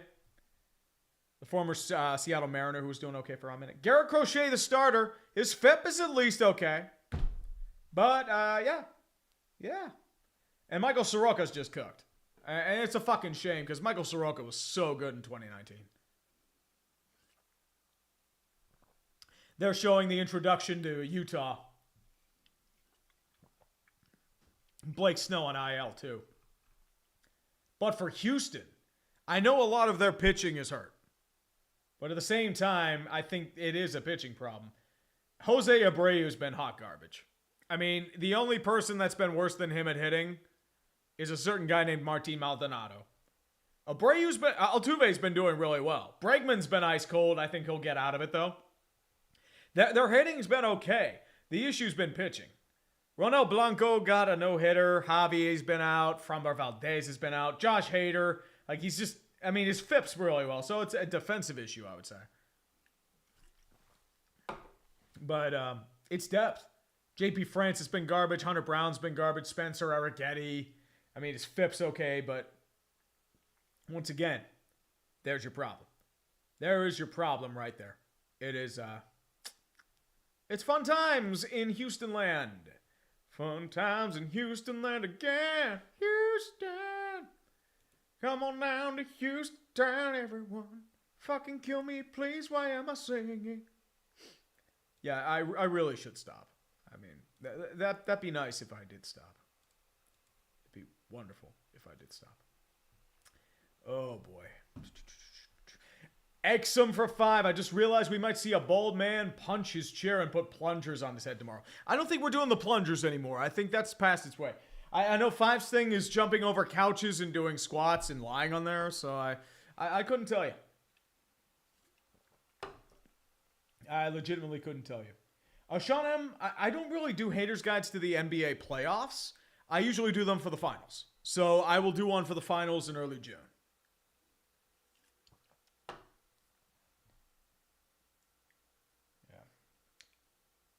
Oh, AAA. The Rockies are the mid-2000s Pirates. Like, they're bad. They are just bad, and there's nothing you can do about it. It's rough. Matthew Shortle, no, not a congrats video for Houston yet. Give it time. Give it time. Remember, the Washington Nationals started out really bad in 2019. They were able to come back and win a World Series. So there's still plenty of time. Unless we're doing the 60-game season COVID style. The King Barrel Maker for 2 bones. Rockies, White Sox, the greatest series. Oh no. Is it in Chicago too? So that atmosphere is going to be so fucking depressing. Oh no. Dude, that's terrible. That's fucking terrible. Jesus. James Lindsley for 5. My Phoenix Suns are as screwed as a girl in a Johnny Sins video. I mean, you traded for Bradley Beal. You don't have the depth. I don't know what to tell you. I mean, you had your shot and you didn't take it. Oh, Eric the Not So Red? No. We ain't trading up to number 4. Too aggressive a move. I mean, honestly, even if they did want to move up to 4, the Vikings or the Giants would trade up before them. Alex Stossel, I'm a Caps fan. What do you think about the first place performance of the first 2 games? They're playing as hard as they can. I know Carberry pretty much threw Ovechkin under a bus, like, in the postgame. I mean, he's doing that simply because, like, he wanted to set an example that no person is above the team. That's pretty much what he's doing right there. And Carberry was pressing the right buttons for most of the year.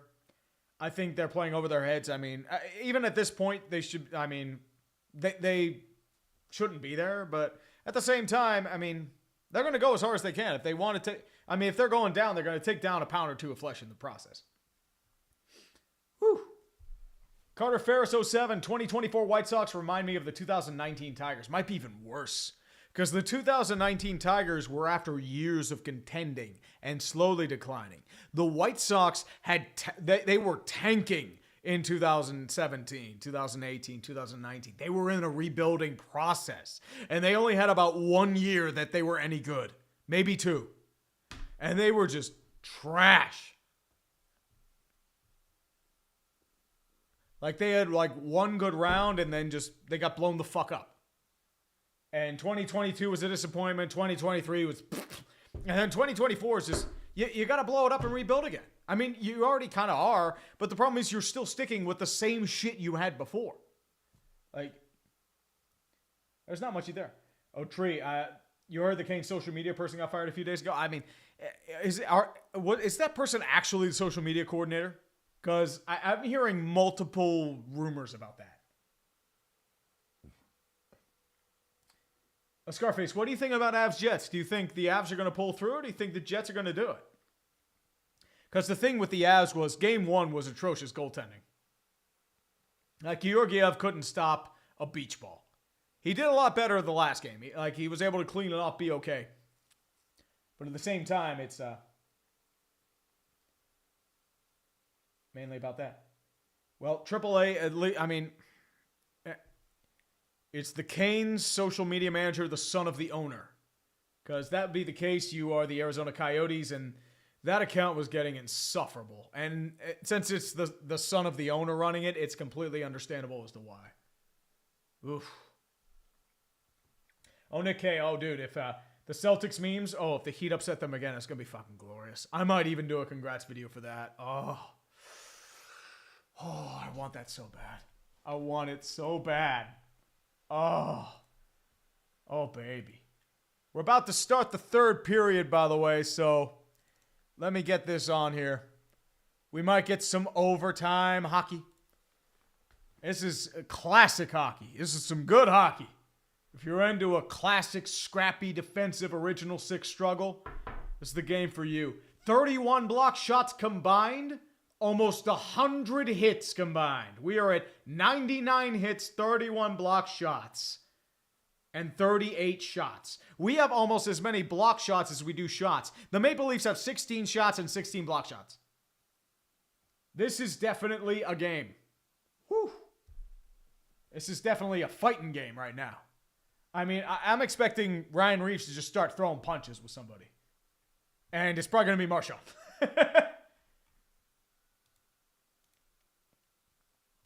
Miami's beating Boston 90-81. Oh, please, please, please. But it's only game 2. Third period's now underway. We have 4-on-4 for the first 30 seconds. And Boston wins the faceoff. Laurier's going to take it back into the zone. Moves it back over. Hold up towards, dumps it in. Back to Pasta. Pasta rolls in behind his own net, tries to stop, can't control it. Going to be taken by Zacha. Can't get it though. It's intercepted by Matthews. Matthews takes it back to Riley. And Riley's just going to hold it with 10 seconds left on the 4-on-4. And they're just going to play, reach around and dump it in. Because you've got about 6 seconds left. Riley will take the pass back and they'll just dump it into the zone. Laurie's going to take it now. Back to Zacha. Now back to the power play of a minute 5. Marchand takes it now. Still holding, given chase by David Kampf. Marchand gives a nice juke. He's Barry Sandersing it out there. He'll pass it back over to Coyle in the zone. Moves it back in, deflected off Marchand's skate. Taken back by Marchand, though. Tries to take it back to Pasternak. He'll dump it in behind the zone. Now it's checked in. Bit of a scruffiness action going on with Edmondson taking a quick one-timer shot by Marchand. Quick one-timer. He scores on the rebound. Jake DeBrusk on the power play goal. An easy point-blank shot. Somebody messed up their assignment. It's 2-1 Boston. Oh, my Lord. That is not what you wanted to happen if you are Toronto. Woo, baby. Sheldon Keefe is pleading his case. It is now 2-1, and the goal horns are going off in Boston, and they are very, very sad. Oh, Talking Thrones. You're a fucking genius, brother. You got to go from DeBrusk.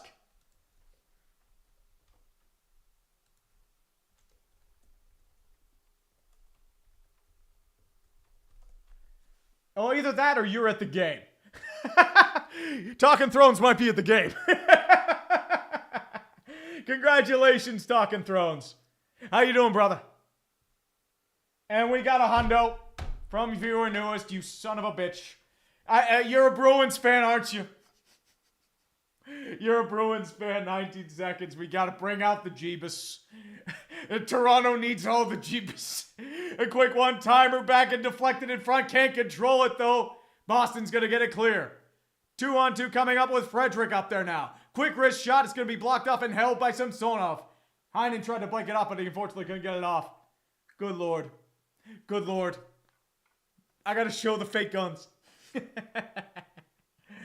got to bring out the Jeebus. This is Portland Timbers, a scarf that somebody gifted me when I was in Oregon, striking out like a man. It was all good. But I did want to say viewer newest, if and there is still a lot of hockey left to play, the Bruins knock out the Leafs again. What do the Leafs do next? Well, you're firing Sheldon Keefe. That's the first thing you're doing. Secondly, you've already extended Austin Matthews and William Nylander, so you're good there. Question is, what do you do with Marner and Tavares? Tavares still has a no-trade clause, but Marner does not.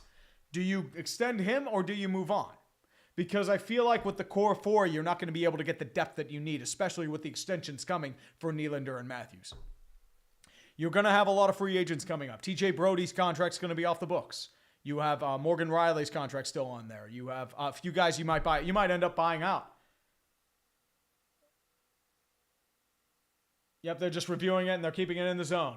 18:34 left in the third period. Coyle up against Tavares to the right-hand side of Samsonov. Bruins going from right to left, or left to right. Back to Laurie, one-timer, tries to get it off, deflected over by Marchand. Marchand pushed over pinched by Riley at the boards, taken by Coyle. Coyle moves it back over to McAvoy, quick shot blocked off, and the Leafs take it back. Marner tries to get it off, it's deflected at the line by a Bruins skate. Riley takes it back, moves over to Marner, tries to deke out of his way, holds onto the puck, still grabbing it, and is deflected wide by Riley. Taken back by Lyubushkin, holds back, it's intercepted by Pavel Zacha and the Bruins. Still has to move it back out. Back to Laurie. Laurie still holding, trying to reassess group. Takes the puck back over near side to Pasternak. Tries to intercept the puck. Can't get it there. Has to regroup to Zacha. Zacha back to Shattenkirk. Shattenkirk still holding. He'll flip over to his new partner, and I believe that is Lindholm. Pasternak's just going to dump it in towards the boards, and Samsonov will take it. Back to Lyubushkin. Still waiting for the puck. It was a slow roller. Taken by Pasternak. Can't control it, though. Taken by Nick Robertson. Robertson can't control it, though. He'll dump it back into the zone. More action taking place in center ice. A lot of scrummery going on. Shattenkirk will take it now, dump it into the zone. Back to Benoit, over towards Jake McCabe. Jake McCabe dumps it in. Can't get it in, though. Still taken by the Bruins. Pasternak tries to take it. Can't control it, though. Back to Simon Benoit. Goes over to Robertson near side. Robertson will flip it in. Give chase to his own puck. Taken by Parker Witherspoon. Over towards Shattenkirk, tries to get it out. He does. Van Riemsdyk does, and it's now going to be given chase by Denton Heinen. Heinen grabs it before Robertson dumps it into the zone. Taken back over by Morgan Riley. Riley given chase. I believe that's by Van Riemsdyk. Riley tries to pass it. It's blocked off by Denton Heinen, the former Penguin. Flicked off the boards by a defender, taken by Nyes. Van Riemsdyk with the back check, can't keep it off by Kampf.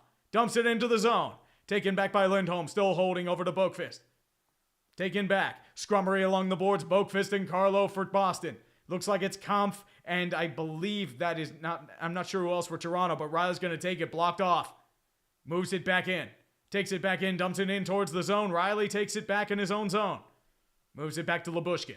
Lyubushkin with a long pass over to Matthew Nyes. Nyes near side. Dumps it in towards behind the boards. Laurie's going to take it now. Moves it back in. Maroon tries to grab it. Can't get there in time. Still grabbed in by the Leafs. Still holding in the zone. Maroon tries to deflect it. Still back in. Scrambling for the puck now. Back to Benoit. Quick wrist shot blocked off. Still hold it into the zone. McCabe still has it. McCabe still trying to hold. Maroon giving chase and pressure. Tries to move it back into the zone. Deflected in skies towards the puck towards the far side. Laurie giving chase. Deflected in, and pretty much there might have been a penalty there. Yep, there will be a penalty on Mason Laurie for interference against Austin Matthews.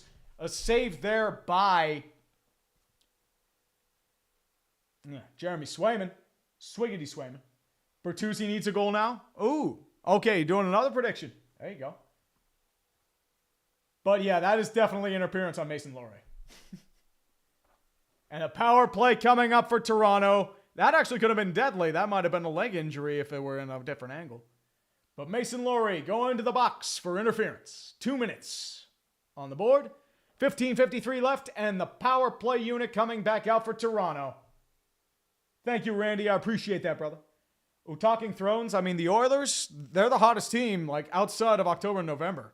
If their goaltending can hold up, I think they can go far. I like Carolina. I like Dallas. I can make an argument for the Rangers. Florida. They all look really good.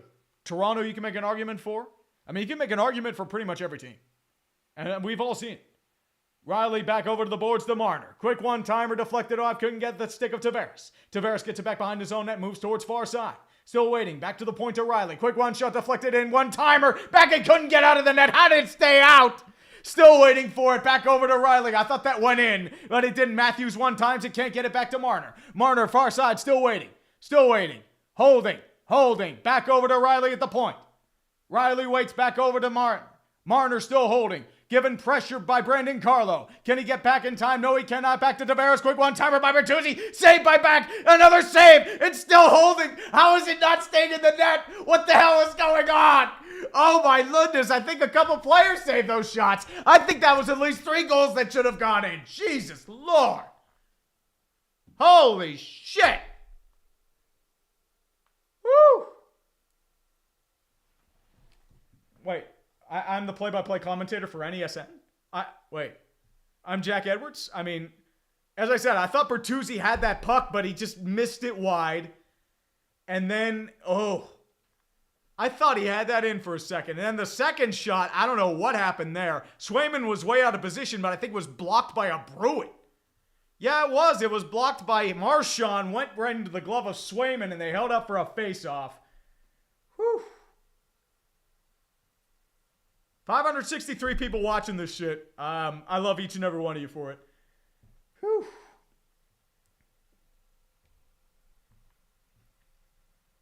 One minute 20 left in the power play. John Tavares still out there holding the face-off, and Swayman's just going to collect his breath. And it's definitely understandable for, especially in a very hot kitchen. Swayman has been very cool and controlled. Poor Jack Edwards. Yeah. Well, I mean, Jack Edwards, like, fortunate thing is, I believe, like, his speech issues are not health-related. Just something happened. I don't know what it was. I said, Bertuzzi couldn't get the full stick on it. It was deflecting. Oh. Then Swayman tries to grab it, can't control his stick. And they're trying to actually repair his stick, I think. Matthew Short will know I'm not better than Nance. Come on. You're just losing your mind. Come on. C. Sims, I mean, honestly, like, I don't know if I could be a play-by-play. Like, I'm jarbling too many words right now, man. Oh, Jackson McGavin, I can't do it tomorrow because I'm going to be doing an NFL draft stream on the Dumpster Fire. Otherwise, I would. But Tampa Bay, Florida, I would love to do one of those games. I might actually do one second round, but we'll see. I mean, I've got a lot to do the next couple days. I've got the NFL draft revisit to finish up. I mean, I'll have that out tomorrow. I have the NFL Draft Haters Guide. I might have a reaction to 5 having the salt. But, yeah, they're showing Swayman highlights right now, and it's completely understandable. That dude's been an animal. I mean, a straight animal. The only goal he gave up, it was like nobody could have saved that one. Like, he has been better than Samsonov today. And that's all you can say right now. But knock on wood, we have a minute 20 left on this power play, and Toronto is smelling fire. Witherspoon's going to win it as Boston wins the faceoff. McAvoy tries to clear it, but he does. Marner can't keep it in. And the Bruins will get a line change with a minute 10 left on the penalty and 15 minutes left in the third period. Taken back to Riley. Riley still holding to Tavares. He'll have to move it back into the zone, back to Matthews. Regrouping in the blue line. Still taken back to Marner with speed. Back to Tavares near side. Back to Marner. Riley back over to Bertuzzi. Quick wrist shot blocked off. Still holding back. Marner revs it up towards far side. Skating from near to far. Still holding. Doing the full 360. Deflected, and he can't control the puck, and it's cleared with 40 seconds left.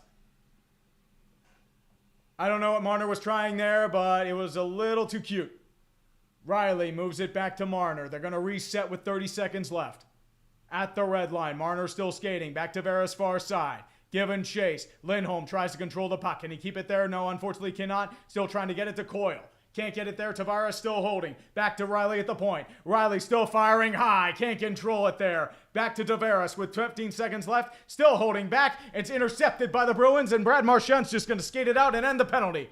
Can he get another skater with him? Unfortunately, no, but he's just going to hold it and dump it into the zone for Coyle. And that will end the penalty. And Matthews will be holding. Mason Lurie continues back in. And it'll be going back to Pontus Lindholm. Lindholm still holding back to McCabe. Will dump it into the zone. Full line change for both teams. Back over to Frederick. Frederick back into the zone. McAvoy's going to try and clear it out. Can't get there. Benoit pinches. Benoit still pinching back into the zone. Back over to Youngcrook. Youngcrook tries to move it back in towards the zone. Blocked off. Back to Benoit at the far side. Back over to Pontus Lindholm. Another quick wrist shot by Domi. Held off and deflected. Bruins take it now. Geeky's going to try and clear it back. Pasternak one-on-one with Bryant McCabe. Back over to Benoit. Benoit tries to clear back over to Lindholm. Robertson back to Nyes. Nyes backs and moves it in. Still holding. Frederick's going to intercept it back in their own zone. Back over to Holmberg. Holmberg still holding. Tries to get towards. Uncrook can't get to him. Holmberg still holding. Back into the zone. Held up by Laurie. Still waiting there. Back behind the boards. Back over to Holmby. Can't control. Albertson quick shot block off. Save. Rebound control by Boston.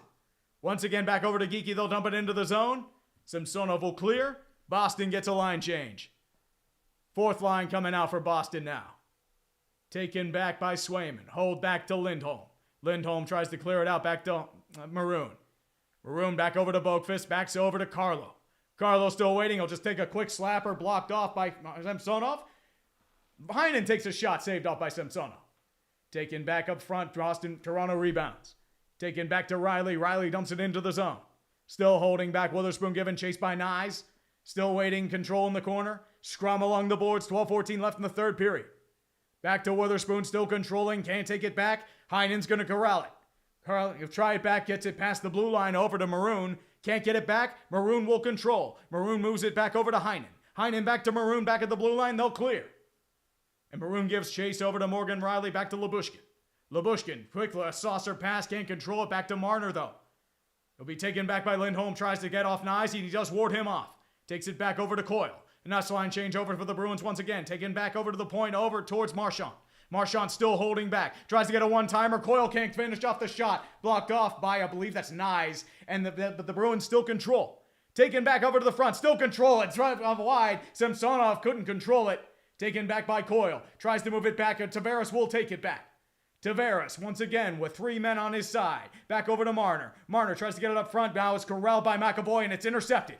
McAvoy will just push it away and clear the puck with 11:15 left. 29 shots for Boston, 22 for Toronto. Smoke him if you got him, kids. Smoke him if you got him. Domi now controls the puck. Tries the one-time it, gets off the stick of Pasternak. Pasternak still tries to corral it. He can. Back over to DeBrusk. DeBrusk still waiting. DeBrusk still taking back, and he'll just saucer the pass and give it a little Murphy dump. And it'll be taken by Liljegren. Liljegren intercepted by Zacha. Zacha taken back and a one-time shot blocked off by Edmondson. Edmondson will just backhand it out of the zone, and it'll be taken back by, I believe that's Lindholm. Lindholm back to Pasternak. Pasternak, Jackson stop, blows a little bit of a tire, and now it's going to be taken back by DeBrusk.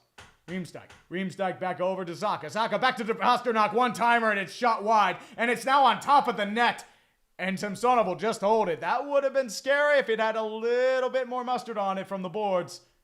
But Pasternak couldn't properly corral his shot. But the big goal, once again, by Jake DeBrusk. That opens this game up 2-1. Ooh, Miami is up. Well, Viewy Brook, if this goes to overtime, it continues. I mean, we all want overtime. Systematic, oh, dude, 2BC, like, they were big back in the day, man. I remember them from 10 years ago. That's another old franchise modes. Dude. And they make the weirdest moves too. And it was hilarious. Whew, baby. But I thank you all for being here. 580 people somehow tolerating this shit. I appreciate each and every one of you. I'm trying to see if that draft's going on. But as I said, I have a queue ready, so. Mainly about that.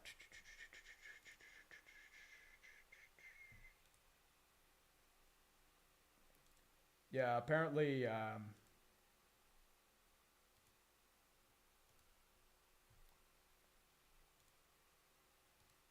I'm trying to see if this pick'em will work, but for whatever reason, it seems like there is an issue with probably with the NHL side of things. Such how life goes.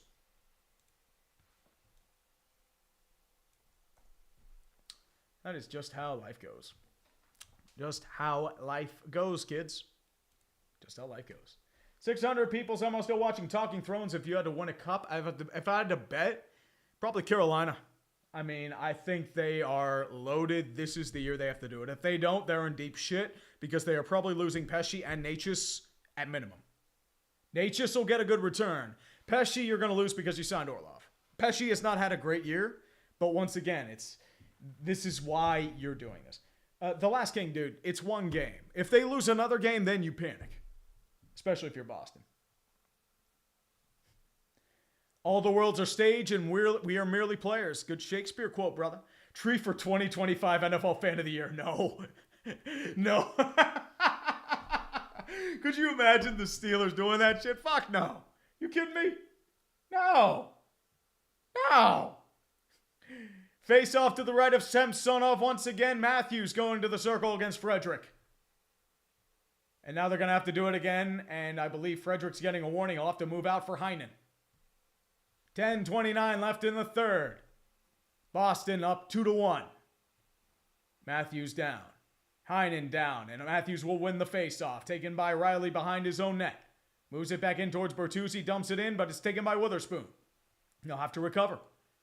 Taken back now. They'll clear the puck. And it's not going to be icing. It hit actually close to Samsonov, but I believe it will be icing. So it's 10-17. Oh, dude, Talking Thrones. If you actually look at their underlying statistics, I think I think the Carolina Hurricanes had more shots than the Islanders had shot attempts. And I think Carolina had 100 shot attempts? 100 plus shot attempts? Something crazy. Something ridiculous. Whew. 10-17 for the face-off. Matthews once again in the circle against Frederick.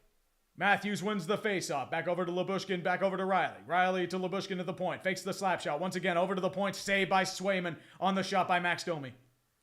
Witherspoon takes it behind his net. He'll just have to backhand it out, but he can't keep it in. Takes it back over to Witherspoon. Moves it back into the front behind the net to Bertuzzi. Back over to Frederick. Frederick once again at the point. Take another quick slap shot over by Frederick. And it's now a breakaway. Here comes, I believe that's... I can't take it. I think that hit iron. Good Lord. I think that was Van Riemsdyk. He hit it off the post. I think he had beaten him. Ping. Ping, ping. Save on the puck. Samsonov's going to have to clear it, given chased by Geekie. Taken back to the front. It's still going to be held. Leafs taking control now. Dumps it into the zone. I believe that's Marner. Carlo given chase by Nice. Taken back to the point. Once with Tavares back into the front. Still holding is McCabe. Back over to Benoit. Benoit moves it back over to the front. Here comes Marner. Marner with the puck. Still skating and dangling around. Deflected high and out of play. Blocked off by Carlo. And that was a very nice ping. It looked like a ping. It was a very nice ping. Got him beat too. That was a nice little wrister there by Van Riemsdyk. JVR was about to put the dagger in there. Ping, ping, ping, ping, ping, ping, ping. Whew. Shout out Tingus Pingus. Oh, is Tingus Pingus doing his thing again in Boston? LA 12 Nats 2, yeah. Cut struck out swinging. Yeah. Lead out. I mean, he had a couple leadoff homers the last couple days, but yep. You should stream first start in the majors? Oh, you mean Skane's first start in the majors? I mean, maybe. I might do it on Dumpster Fire, but as I said, the worry about me with Skane's is like the Tommy John. Like, he's going to be a beast at this level. He's going to be so fucking good. But at the same time, it's time will tell there. Well, Kevin Wong, I think the thing, too, is like, once again, Swayman's playing better than Samsonov. That's been the game. And, I mean, there's still plenty of time. It's only one goal. And you got 10 minutes left. Doesn't feel like an AT&T service because there's too many pings. I mean, maybe it's 56K modem. It's like that. Could be that.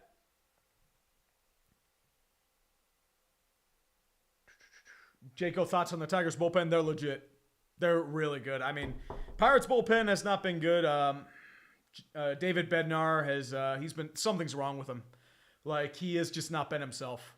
Like, I hope it's nothing serious. I hope it's just something like, he had an injury, he couldn't throw in spring training, and he's getting back to speed. But time will tell there. Yep, and this is the power play in the second period, which got them the lead. Which was actually a really smart play. And yep, and now you're seeing Jake DeBrusk to Marchand. And I know it's Marchand. I just think it's Marchand. I don't know why. I'm sorry. Well, SDPN's live feed is 7.7K. Well, SDPN, he breathes Leafs. And the PWHL's live feed probably is a live feed. And Manuel, this one, I'm surprised they even have 600.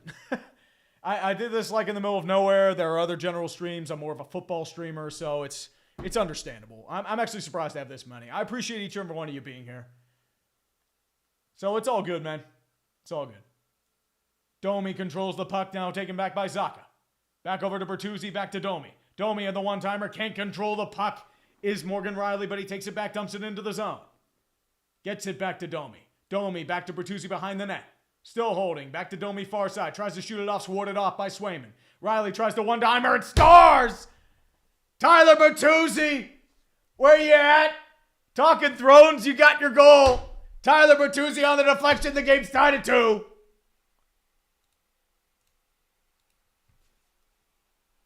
All right. Talking Thrones. What are the Powerball numbers coming up? Oh, dude, Bueller broke. Oh, they're always going to respond. I mean, we all knew this. It's going to be tight. It's probably going to be a 7-game series. Bring on the Hall Notes. Actually, I think it went off a Bruin. Trying to think here. It might have gone off. Okay, it went off Bertuzzi's skate and Lindholm's stick. Or sorry, it went off Bertuzzi's skate and Lindholm's leg. Whew. So I think this goal does go to Riley or maybe Bertuzzi. But that is definitely a fluke goal if there ever was one. That is not on Swayman. But the game is tied at 2. And we may be getting extra hockey. Swayman moves it back into the zone to Laurie. Once again deflected. He tries to get it out, and it's nearly another goal. But they're able to escape. Laurie was getting careless with the puck. But Heinen's just going to skate it out now. Frederick tries to grab it over by Liljegren. Can't control it.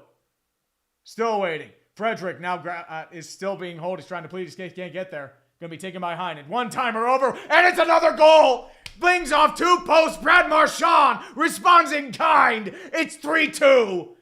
Good Lord, you can't leave that man wide open. It was suddenly in the middle of the net. Marchand wide open. Pings off one, pings off another, goes in the net. Wow, what a shot. And that makes it up, and Boston responds in more than kind. There go all the good feels. They lasted all about 20 seconds. Here we go, boys. That is a nice snapshot by Brad Marchand. I was going to say Phil Kessel because he's really good at the snapshot. I mean, yeah, Domi just missed his man. Not much you can do there. That is a really nice wrister. Off one, actually, it went off the original. It just circled the whole net. I thought it went off post to post and then went in. Whew. And the face-off is again, the tie game is fleeting just like my dignity. It was never there. Well, it was kind of there, but not anymore.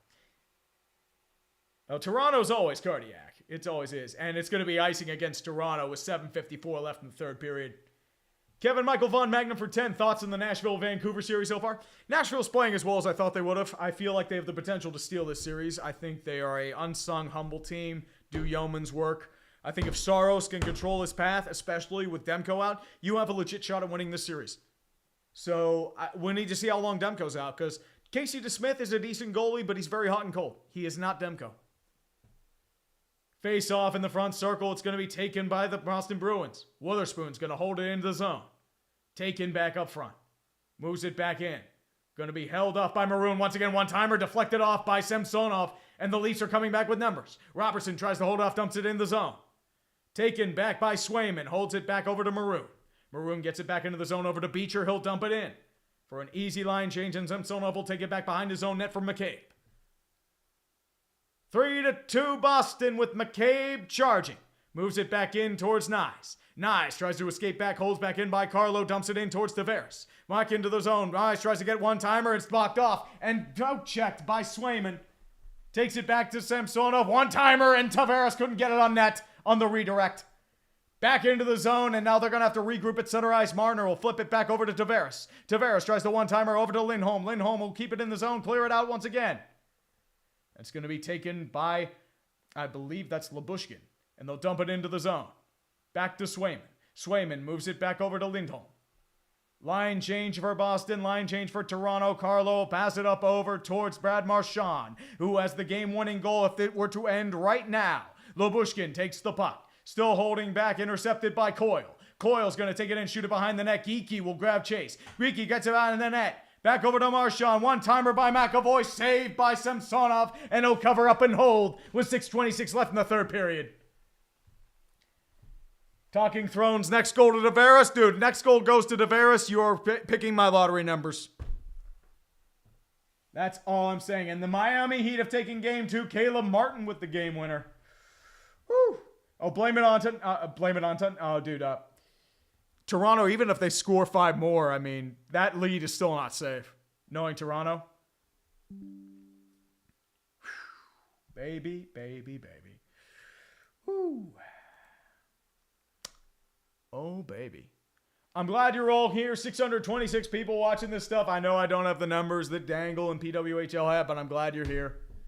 I appreciate each and every one of you moving back over towards the zone. Simon Benoit wins the face-off. Benoit moves it back in towards the zone, dumps it in.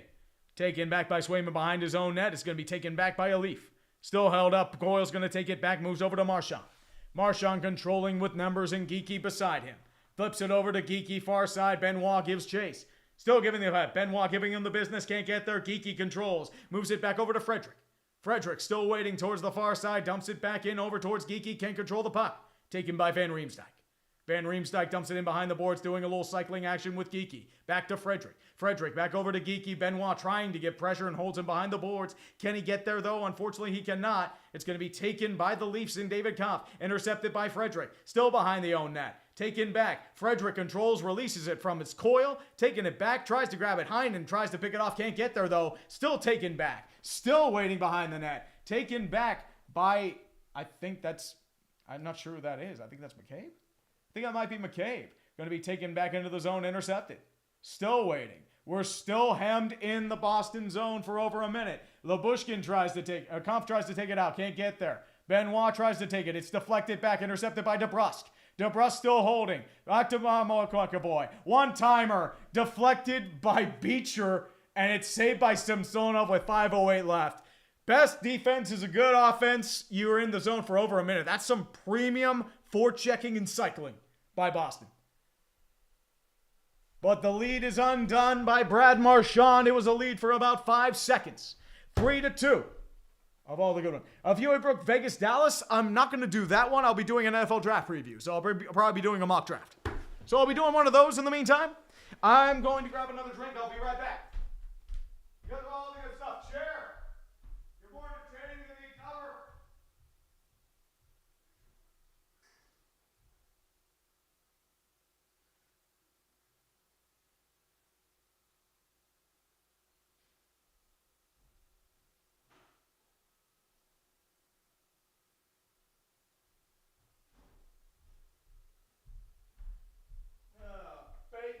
Baby.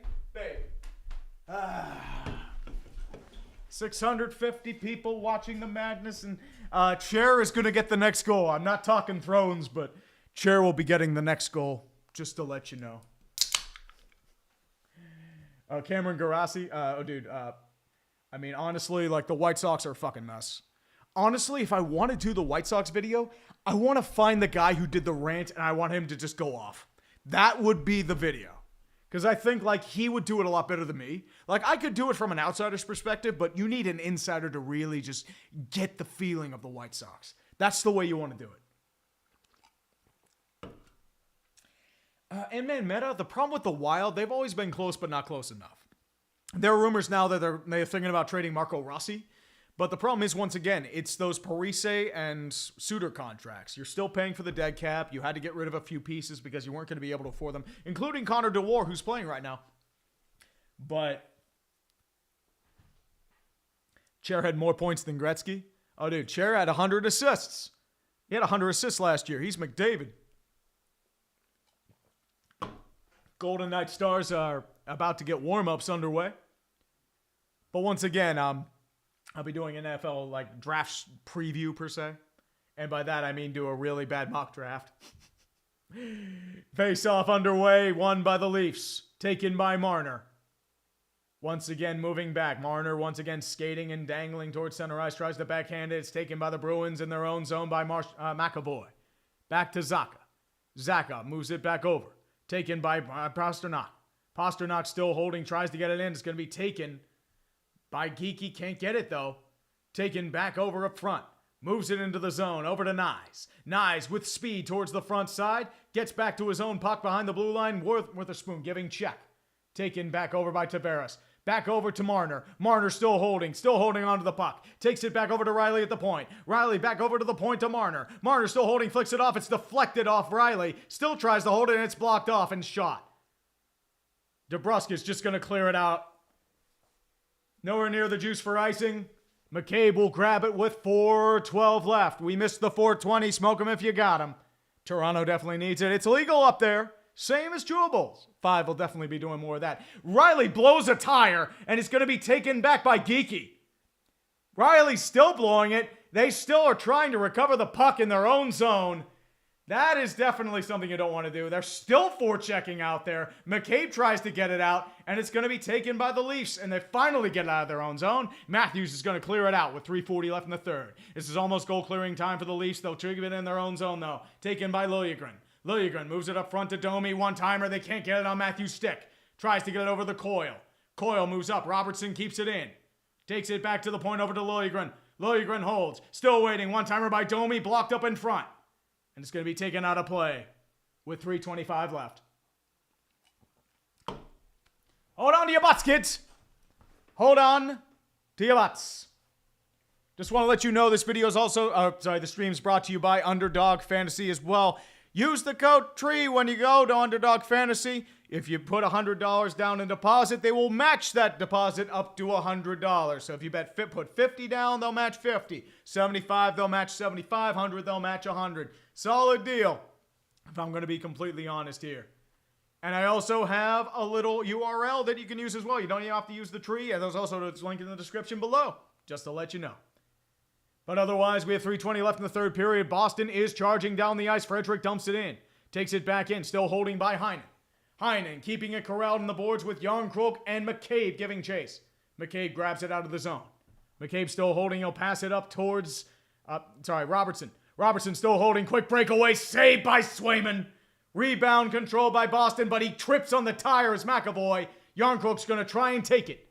Yarncrook still holding. Taken by Lindholm. By Holmberg. Holmberg still holding. He couldn't get the puck over to Robertson. He gets the shot. Taken back in. Still holding to Robertson. Robertson trips on his back but gets it over to Edmondson. Edmondson still holding. Dumps it into the boards. Tried to be taken by Holmberg. Waterspoon will take it out. This is almost empty net time for Toronto. 2:30 and ticking. Still holding. Leaf is still in the zone. Taken by Robertson. Robertson still holding. Tries to get it out. It's cleared into the zone. Taken by Holmberg. Holmberg still holding. Taken back over. The big guns are coming out for Toronto. Here comes Labushkin. Labushkin dumps it into the zone, back to McAvoy. 50 seconds of zone time for Toronto. They're going to try and keep it in. Can they keep it in? Maybe they can. Back over to Holmberg. The ball is cleared. Holmberg throws back over. It's deflected wide. And now they clear it out of the zone. Boston will get a full line change. Taken back to Edmondson. 2-minute warning coming up for Toronto. Back over to Morgan Riley. Riley still holding center zone. Moves it back in. Dumps it in behind the zone. Back in. Takes it back over to Marner. Marner still holding. Back into the zone, now a scrumming towards the board, still holding up with Yarncrook. Once again, shot, once again saved by Slayman. He's still saving him left and right. He is a fucking wall, and all he can do is have a fluke shot. Son of a bitch. 1:42 left in the third period. Boston up 3-2. Empty net time coming. We have ourselves a hell of a game. And I mean a hell of a game.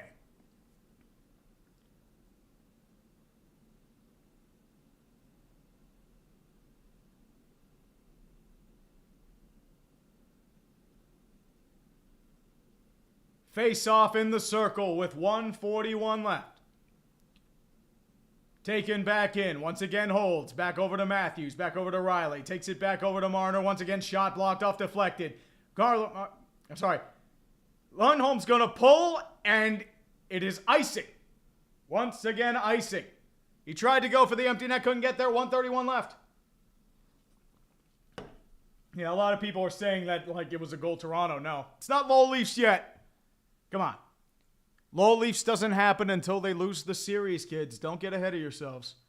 And honestly, I'm tired of this shit. Coyle in the face-off circle against Tavares. A minute 31 left. Extra skater on for Toronto. So they got the big guns out there. Could really use a Nylander right now. Takes off. Toronto wins the circle. Back to Marner. Marner back in the front to Riley. Riley back up front. Takes it back over to Mitch Marner. Back to the front. Deflected up in front. Can't control it. Saved. And it's going to be a high stick. Who's the high stick against? Is it against Toronto or is it against Boston? It might be Boston that gets the high stick. And now we have a minute 19 left in the third period.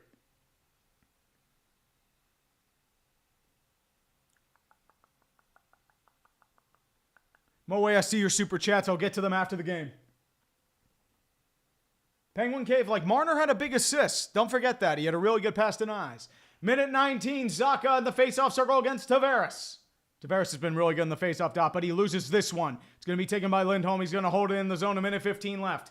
Toronto fighting and buzzing as much as they can. McAvoy's going to try and take it. Oh, that's a penalty. That is definitely a penalty, and now they're just going to clear it out towards the empty net. It hits the post, but it's going to be a power play for Boston, and it's a blatant interference penalty by John Tavares, and he's going right to the box. So we actually have 5-on-5 hockey for the time being. With a minute 4 left, and you're losing one of your best weapons to the box.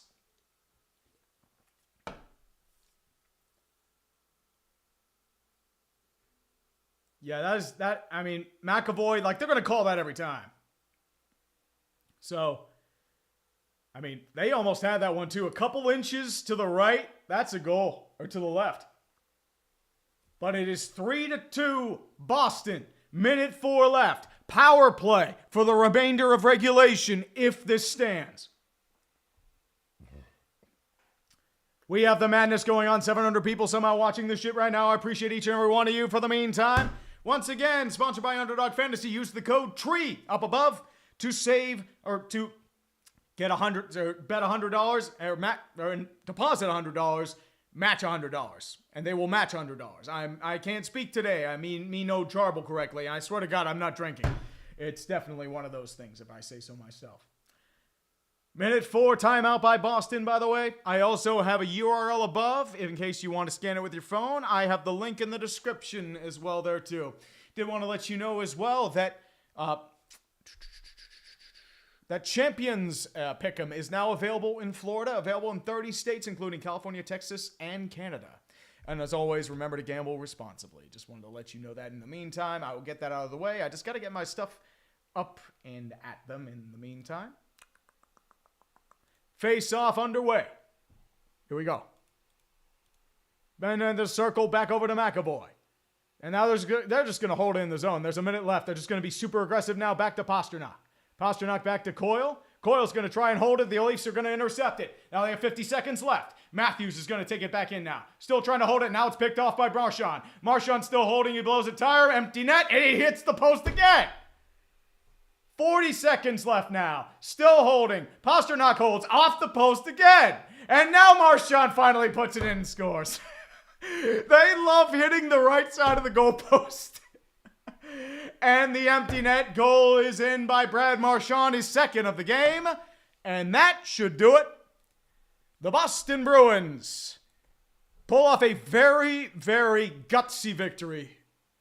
Swayman, have yourself a couple beers, my friend. You did well.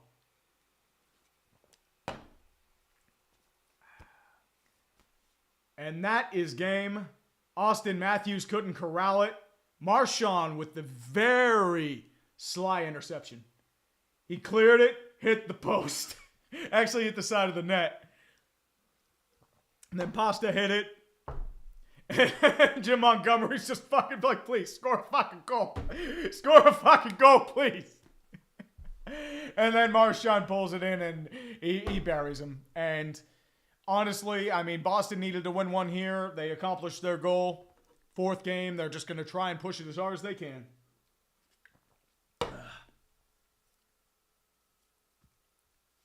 And that's technically a power play goal for Boston. So, Tavares is now out of the box. Face-off won by Boston. Back to McAvoy. McAvoy keeps it in the zone, moves it back over to Frederick. He dumps it in. They're just going to play keep away Edmondson. And the Toronto fans are starting to file out. And it's understandable. Lyubushkin giving one last chase. Moves it back over to Kampf. Kampf, it's intercepted over. Taken by Beecher. Beecher still holding. He'll just take his time. Back over to Frederick. Frederick will just flip it over towards the zone. Given chase by Heinen. Edmondson will take it. Now it's picked off by Heinen. Samsonov takes it behind his net. And that will end the game. The Boston Bruins, in an incredibly gutsy performance, have beaten the Toronto Maple Leafs 4-2. Hold on. I I know I'm going to get flagged for copyright. I don't really care because honestly, I think it honestly is deserved. Yeah. We got to bring out the Zombie Nation for Boston because they won. I would have done either like a theme or I would have done Hall & Oates. I would have done Hall & Oates if they won because, fuck, I'm not doing their new song. I'm doing their main one. Your phone went haywire. And now we're going to Boston, Vegas.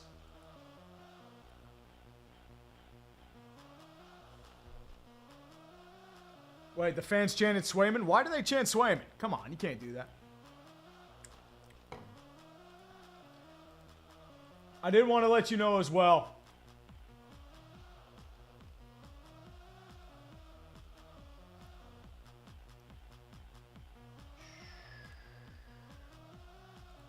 I just want to see if I can do a draft real quick. Yep. I'm going to do a quick draft for Vegas Edmonton. So I'm actually going to do a couple flex spots in the meantime. So I wanted to do one of these, so at the very least I can. Just wanted to let you know that. So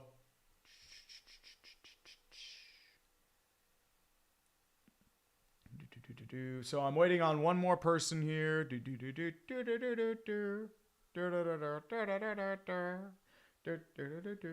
So if you want to join me and have a really bad draft, and I'll probably mess it up. Look, I can do like McDavid, Fiala, like Edmonton, Florida. I'm going to be, or Edmonton, LA. Evander Kane's been kind of cold this year. I'm surprised Hyman's that low, especially with, how he just gets easy goals left and right. Nuge is pretty low. Cody CC Sabathia. And most of these are like bottom sixers, and you hope they can get a goal. Like, say, a Trent Frederick. He'd be a nice one to get a goal, wouldn't he? So I will do that in the meantime while I wait. But in the meantime there, I did want to let you know as well, the stream is also, I did want to let you know, by Underdog Fantasy. So I did want to say that Underdog Fantasy as well, it is pretty much the easiest place to play fantasy sports. And the NHL playoffs are here, make it more interesting. Like, for example, I'm doing a draft, or trying to, anyway. And playing their pick'em game, as I mentioned earlier, it's picking higher or lower. I know I have like Stuart Skinner on the over on saves, Mark Stone on the over on points, because, let's be real. Mark Stone's getting over half a point. The shenanigans are coming. Because this is how we do things, especially in Vegas. And it's available in 30 states, including California, Texas, and Canada. And they also just launched Champions in Florida. Their champion fix as well. There, to mention there. In the same time, and I cannot speak English. Yeah. This is why I should stop talking. But in the meantime, though, I did want to say Underdog Fantasy is available in these certain states. As I said, I'm hoping it gets to Pennsylvania. But Florida now has Champions Classic. The fortunate thing is I am good to do the drafts, so I definitely can. And I do want to, they do have special, new customers. They do get a special pick as well for April 22nd. They are basketball-based. The next couple of days are going to be Nikola Jokic, Anthony Edwards, Jason Tatum. So they're going to be the next couple of those as well. Tonight's is Jason Tatum, but I think, unfortunately that game's already played, and they do have specials, and I know I believe they were one that had George Pickens over half a reception, and he didn't get any reception. They honor it, so usually it's pretty good. But I did want to let you know, as always, gamble responsibly if you can. Please do it for me. Trying to hope that they should get filled in the meantime, but Vegas and Dallas in the meantime, hopefully Dallas does not have a death by Pantera, if I say so myself. And man, Meta, so how would you feel if the Steelers trading their first to try and wrangle a true elite center? Honestly, I want Jackson Powers Johnson. That's the one I want. I want him as my first rounder. I'd be okay with tackle, but at the same time, I think, that is a nice hit by Mason Marchment. Or was that Wyatt Johnston? I'm not sure. I think it's Marchment. Yeah, it's Mason Marchment. That's a nice story, by the way. Undrafted guy, couldn't do anything in Toronto, gave him a chance, and he took it in Florida and got paid in Dallas.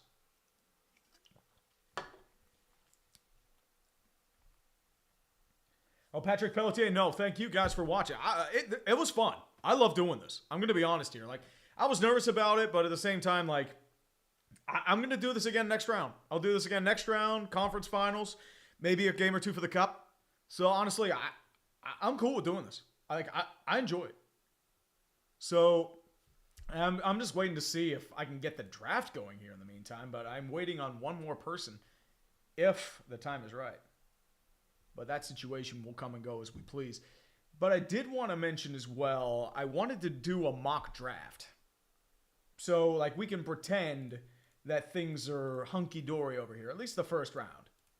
Because what's the fun of, like, having a bajillion better mock drafts than doing my mock draft, which is probably going to be terrible and backfire on me in about 5 minutes. Like, that would be truly fantastic, if I say so myself. Truly, truly fantastic.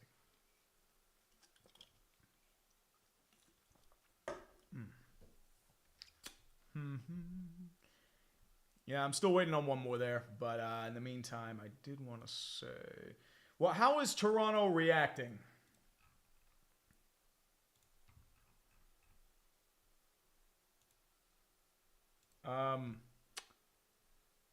What is this?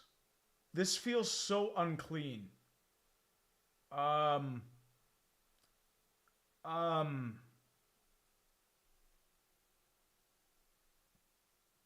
Okay. Okay. You do that, buddy. That's probably why the Leafs lost. I just want to see. The problem with Twitter now, it's just like, it's all like, no, I don't care about.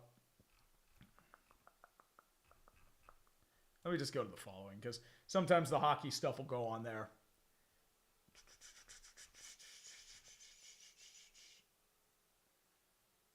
Bad strikes, all the good stuff.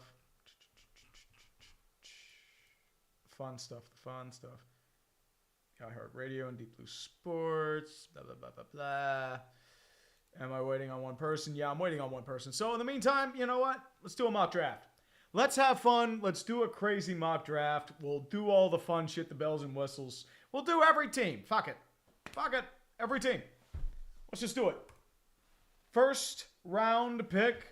The Chicago Bears are now on the clock. And I got to get the Diddy music for this, man. I'm sorry. I mean, I love that sound. It is the greatest sound in the world, and they've been doing it for 20 years. The sound engineer that designed that art needs to be given a raise because it is the greatest thing.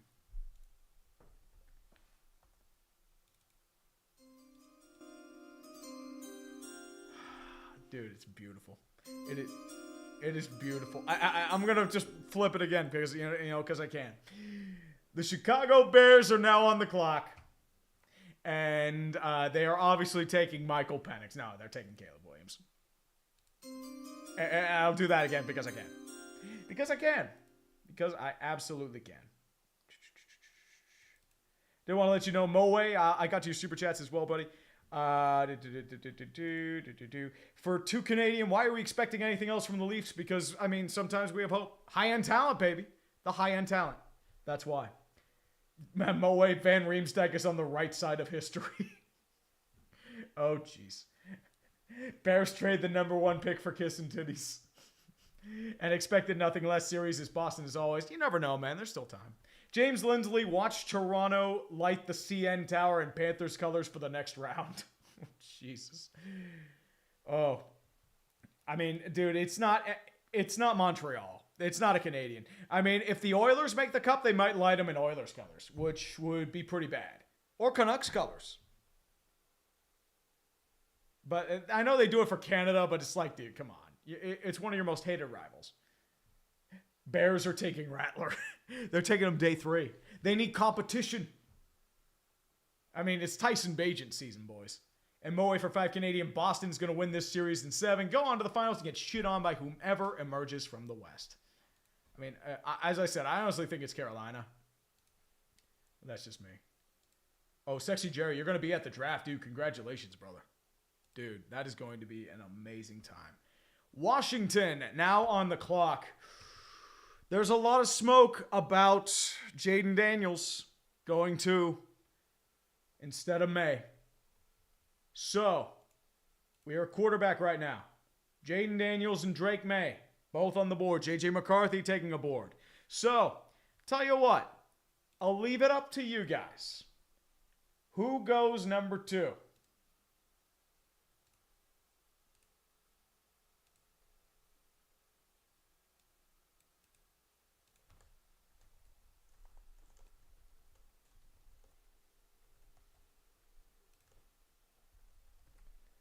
I got to put up the poll real quick, and everything's all hunky-dory and crazy, and all the good shit there. Let's go Daniels, May, or McCarthyism to fight the Reds. There you go. Fighting the Reds. So which one of you guys do you think is going to make it in the meantime?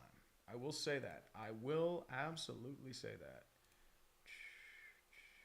Still waiting on one person for the fantasy. I hope I can do one. But at the same time, I mean, it's what I'm shooting for here. So it looks like the winner right now, I'm going to do it for another couple seconds, but it looks like Jaden Daniels is going to be the number 2 pick. So, Vox Populi, Vox Dei. The second overall pick goes to Jaden Daniels. But third round pick to the New England Patriots. Now, this is where things get interesting. They could trade. The Giants could be looking to trade up. And the Vikings could be looking to trade up. But I don't think they're going to trade up. I think they are going to go quarterback. And I think the best one on the board, I mean, J.J. McCarthy would be more of a Mike McCarthy sort, not a Mike McCarthy, but a Bill Belichick sort of guy. So, I think this is going to be Drake May. And then he gets booed, and Drake May does the thing. It's the best way I've really heard Drake May be described is, what if Justin Herbert and Josh Allen had a baby? That's the best way I really see it. Now for the 4th overall pick, Arizona. I'm going to leave it up to the poll. So, I am going to mention, let me end this, because Jaden Daniels, we've already selected Jaden Daniels. Let's start a poll. So it's either they are going to take Marvin Harrison, or will they trade? Will they trade this pick to the Giants or Minnesota? Because it's probably going to take 3 first-round picks to move from Arizona. And they are more than content on taking Marvin Harrison Jr. That is my belief. Do they trade or do they hold? I will leave that up to you. Give it a few more seconds, but it looks like Marvin Harrison Jr. will win. But that time will tell. That time will absolutely tell. But in the meantime,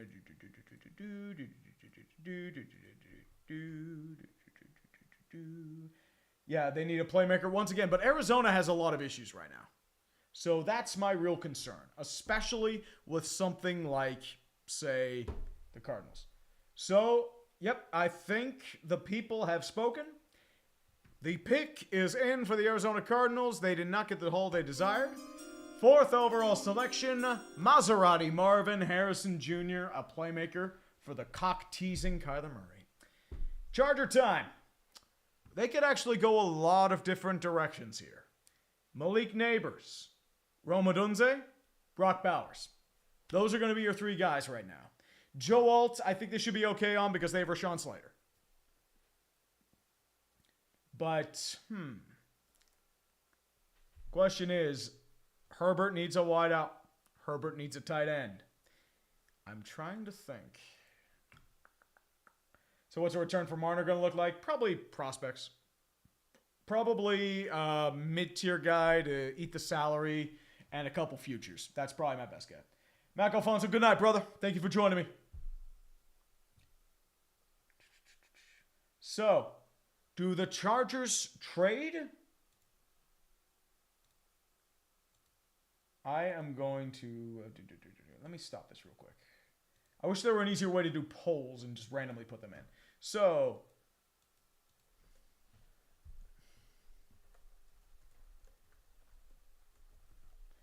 do they trade? Do they trade with Minnesota? Or do they draft... or do they draft Neighbors or Bowers?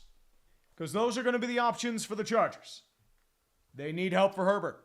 But if Minnesota comes knocking with, say, 2 first-rounders and a third, do they take the deal?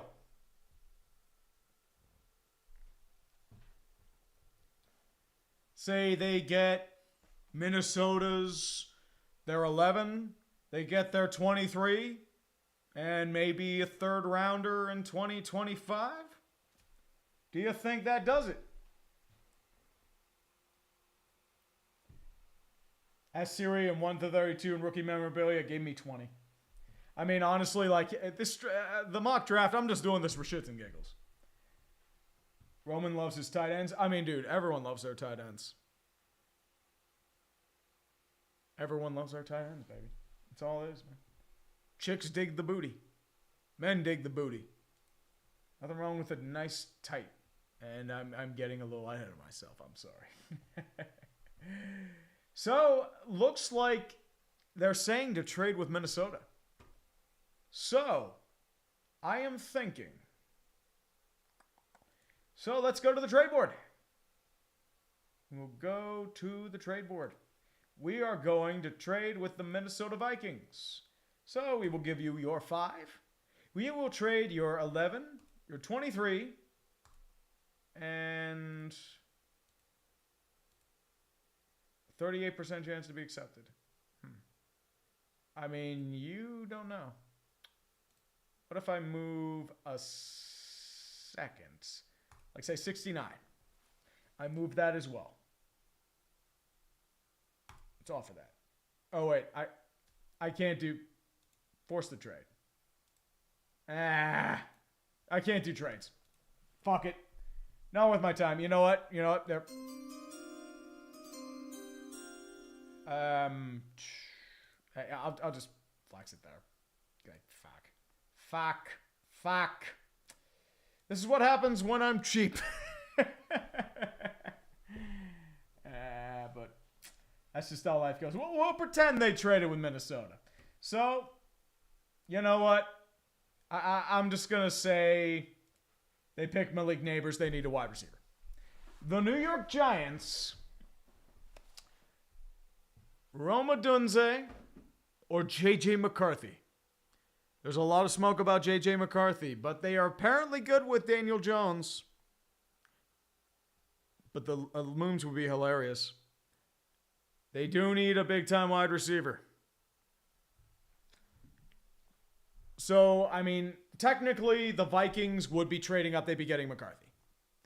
So, I'm thinking. I mean, I want to do the memes and pick J.J. McCarthy. Dude, I would love... the problem with J.J. with Alt, he's a left tackle. You already have your left tackle in Andrew Thomas. You had this issue with Evan Neal. He was a left tackle in college, went to right, couldn't convert. Now you're going to go to guard. So that's going to be your issue.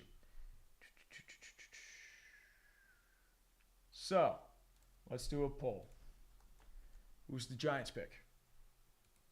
I hope you all pick JJ instead of the wise pick in Malik Neighbor. Instead of a Dunze. I hope it's JJ. I hope to God you pick JJ. Please pick JJ. Pick JJ for all of us, kids. Yeah, and the problem is, like, Jones is just mid. That's the issue I have. And... oh, the Giants are always going to derp the pick. It's not a question of if, it's when. Oh, please. Please let me pick JJ for the Giants. Please pick JJ. I'm going to bring out the Jeebus. Oh, please. Please, Jeebus. Jeebus. Jeebus. Give us JJ McCarthy. Give us JJ McCarthy. Give us JJ McCarthy to the Giants. Even if he pans out, The derp will be hilarious. And we are going with JJ McCarthy. Yes. Thank you, boys. Thank you so much, boys. We are going with JJ McCarthy. They're fighting some communism tonight.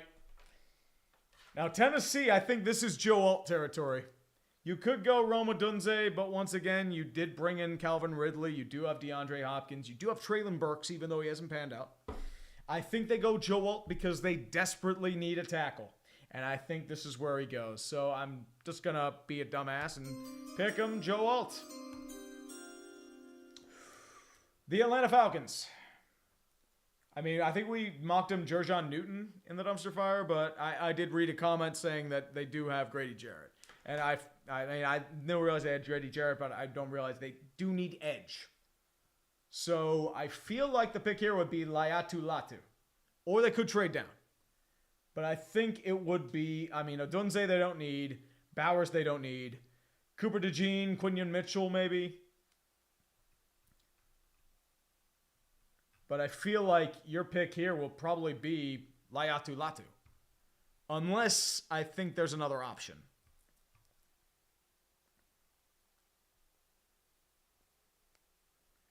Oh, Big Hurt, dude, the legacy of failure is it's not a Coyotes. Like, the Coyotes are just like... I don't think it's going to be... I mean, it's too early to do the Coyotes, but like... I mean, maybe for the time in Arizona, but I've already technically done that. Dallas Turner wouldn't be bad. I think he may be a little bit of a reach at this point. So, I mean, they're not going to take DeJean. I feel like they're not going to go corner because you already have AJ Terrell. If they're going to go corner, they'll probably go second round. That's just my best guess. But I feel like you're going to go edge just because, like, you need just a defensive lineman. So, Dallas Turner wouldn't be a bad one either. So, it's either Dallas Turner or Laiatu Latu. That's going to be your real question. So, I feel like it might be Dallas Turner. It's either Latu or Dallas Turner. That's going to be your question. So, I feel like... You know what? I'm feeling spicy. They're going to go with a rival of Georgia. They'll be going with Dallas Turner. And Chicago, I mean, this has to be Roma Dunze, right? Like, he's falling right to their lap. There's no way they pick someone else. Like, Laiatu Latu would be nice, but it's got to be Roma Dunze. Now for the New York Jets, Jets. You do need a tackle to back up Tyron Smith. You do need maybe secondary help. You do need a defensive lineman, maybe a defensive end. You do have Quinnen Williams. You could use maybe an edge rusher to replace Bryce Huff. But at the same time, Taliesi Fuaga wouldn't be a bad option. I would say, right, Jerjon Newton, Byron Murphy. Trying to think who else like would really be like a fit per se. Bowers actually wouldn't be a bad one. You're right. Brock Bowers would be the pick. So you know what? I think this is where Brock Bowers goes. You get another weapon for Aaron Rodgers. And now the Vikings. You lost your quarterback, but you do have some needs. You might go corner. You might go Quinion Mitchell. Quinion Mitchell might be the pick. Cooper DeJean, he's going to be a Bronco. I am going to force white boy summer down their throats.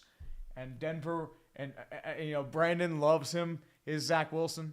And I'm going to give him the white boy summer, if that is the time.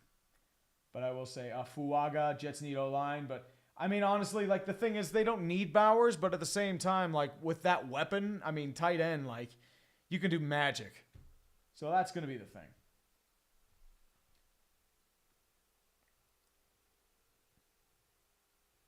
And also, it's a very deep tackle draft. So you could do something there.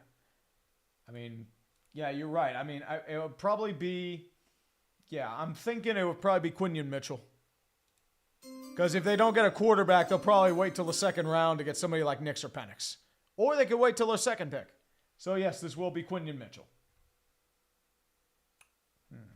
Denver, though, this could be Laiatu Latu. This could be that pick.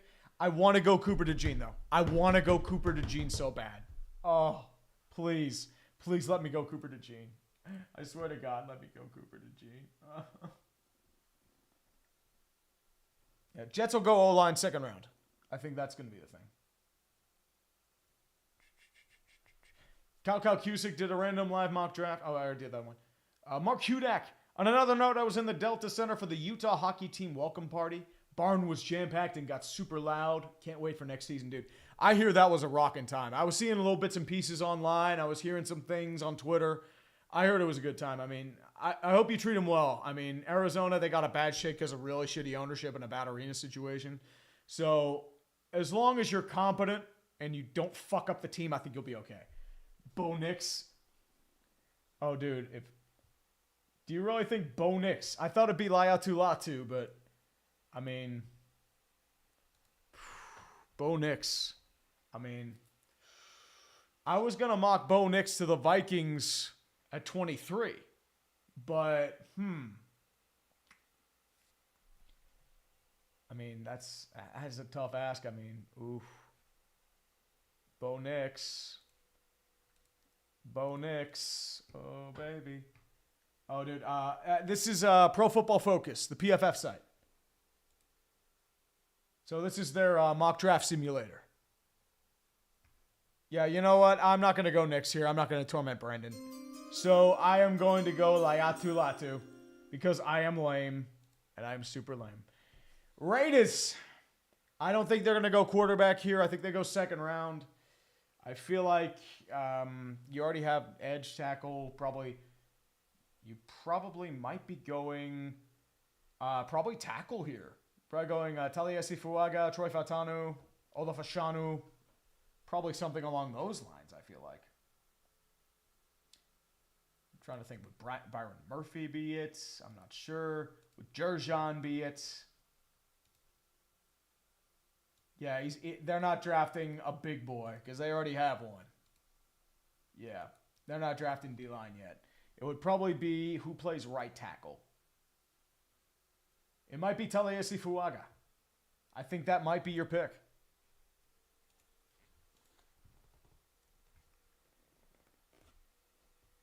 Cooper DeJean. Oh, White Boy Summer in Oakland. Ooh.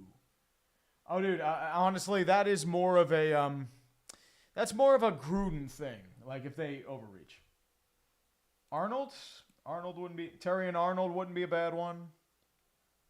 Cooper DeJean, Jerjan. Like it would be Fuaga, Arnold, DeJean, or honestly, yeah. I would say probably Terry and Arnold. I think that's going to be your pick. Saints desperately need tackle. And like with Ryan Ramczyk's health issues, I think at this point, I think they're going to go tackle here. I think this is where Fautanu or Fashanu might go. Well, he's a guard. I don't know if he's really going to do anything there. It's our best. Fautanu.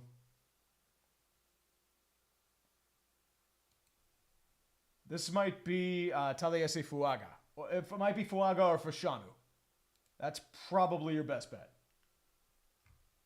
J.C. Latham wouldn't be a bad one either.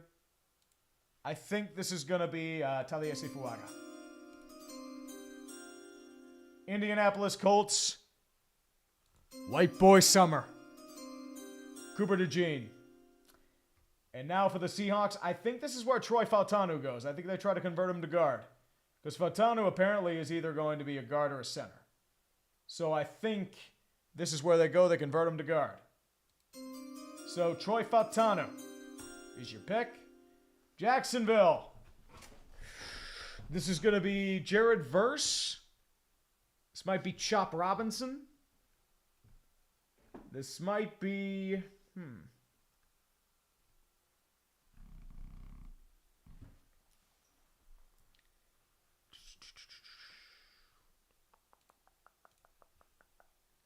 Seahawks do Troy. Yeah, I think they might do Fautanu.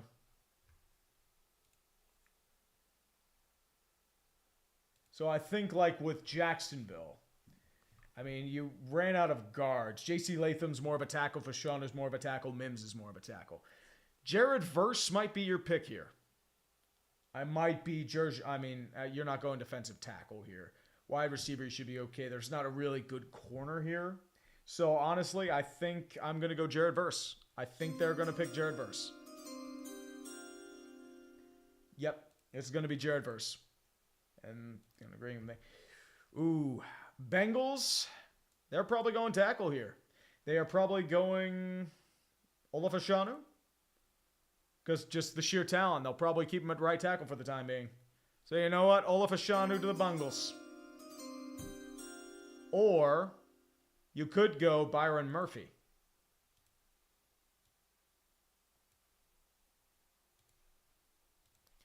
So guys, remember, DJ Reader is gone.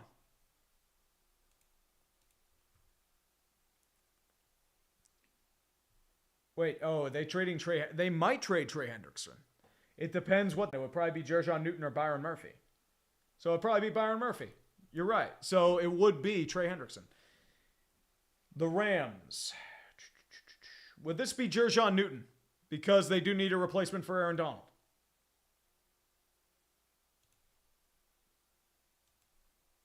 Yeah, I think this would be Jerjon. So you know what? Fuck it. They're getting Jerjon Newton. Ooh. Westwatch 97, no revisiting 2019 because Haskins, no.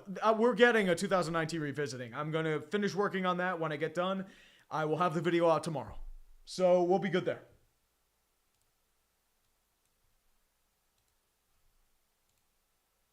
So we're going to go Jerjon. And the Steelers, I want to go Jackson Powers Johnson so fucking bad because we need a center that lasts for a decade. Like, he is just, like, he is a Steeler. But I can definitely see Olaf Ashanu. I can definitely see J.C. Latham or Amarius Mims.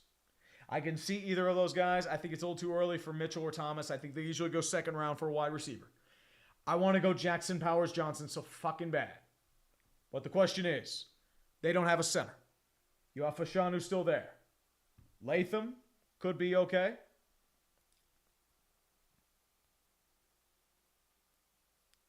But you do have Broderick Jones. So you do have that.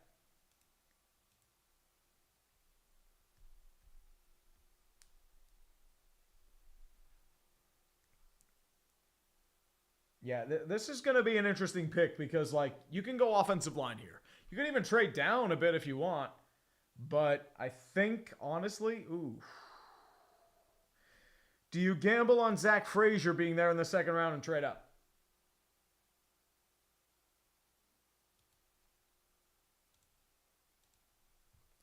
That is the real concern. I want to go Jackson Powers Johnson so bad. I want to go Jackson Powers. Well, Adam Worthington, like, Broderick Jones did okay at right tackle once he got used to it.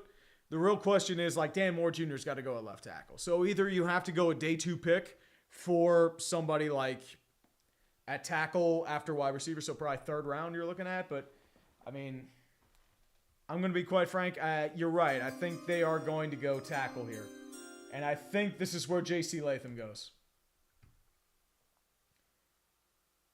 And Dallas just scored, by the way. Jason Robertson. His brother Nick didn't do that much in the last game, but otherwise he should be, dude. Yeah, the Eagles will be drafting Georgia. They will be drafting Georgia later. And, I mean, I think, you do need a replacement. Olaf Ashanu is still on the board. Just going to say that. I mean, I could go Xavier Worthy for the lulz, but I don't think they are. But I'm going to be quite frank here. I mean, this is without trades, just to let you know. Yeah, I mean, it would be Jackson Powers Johnson. You're right, because they do need a center. So Jackson Powers Johnson goes here, which I'm going to be bummed about because I love Jackson Powers Johnson. Ooh. Eagles. Is this Nate Wiggins or Kool-Aid territory? They do need secondary badly. I think this might be Wiggins. Are they going to drink the Kool-Aid?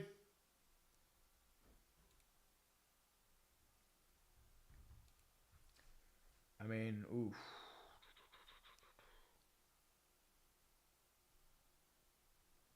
Yeah, I think this is going to be Nate Wiggins.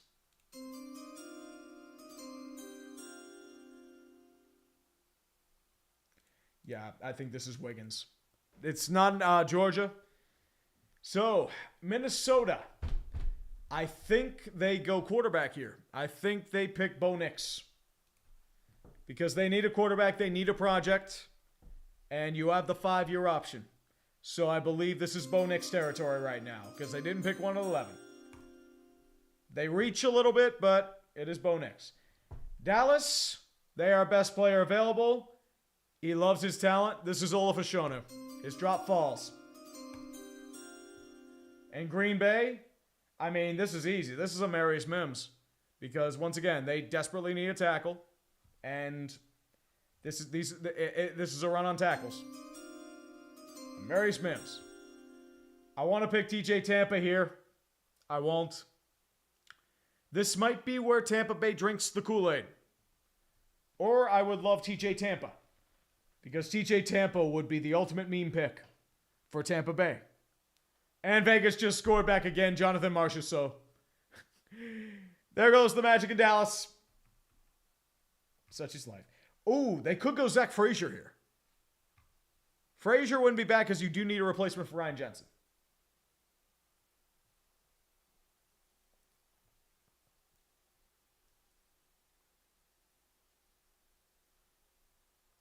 Chop Robinson wouldn't be bad. Yeah, Chop Robinson would be good. Chop Robinson would be a good pick here. Kool-Aid. I would go with, like... You know what? They do need edge badly. Chop Robinson's the pick. Arizona just needs bodies. They already have their wide receiver. You do have the Houston pick. You do need a center and a guard. I mean, Zach Frazier could be the pick here. I would say maybe Frazier. I mean, this is probably where they drink the Kool-Aid, right?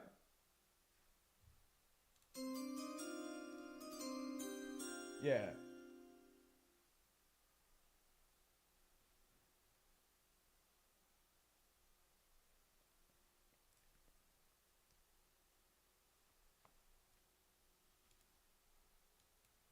Yeah, I'm thinking this is probably Kool-Aid McKinstry.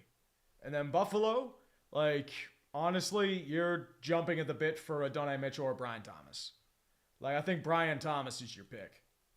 Because he is a tall body. You need a tall body to replace Stephon Diggs. So, yep, Brian Thomas is the pick. The Detroit Lions are now on the board.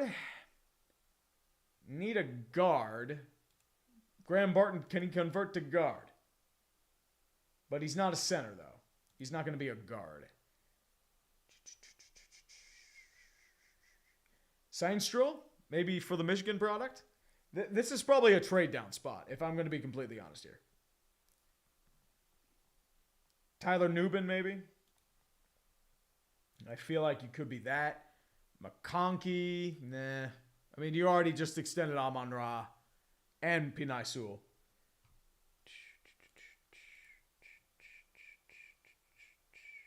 Yeah. Oh, dude, Adonai Mitchell. I mean, he could fall to the Ravens. I think at this point, somebody would jump up for Adonai Mitchell. I think, like, somebody would poach the Ravens. So I'm going to be quite frank.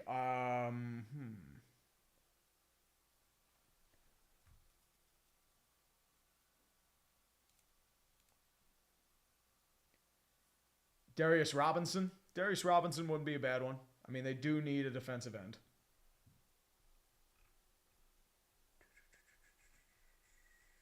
Who's Darius Robinson? I mean, he's way off the board. They might be able to save him for the second round. I mean, you could go edge here. I mean, you could go a Isaac. I mean, you'd be reaching for need there if you're going Darius Robinson. I mean, you might be able to get him in the second round.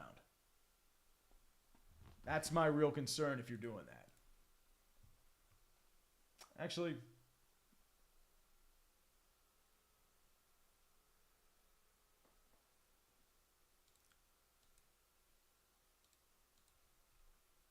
me see Darius Robinson real quick.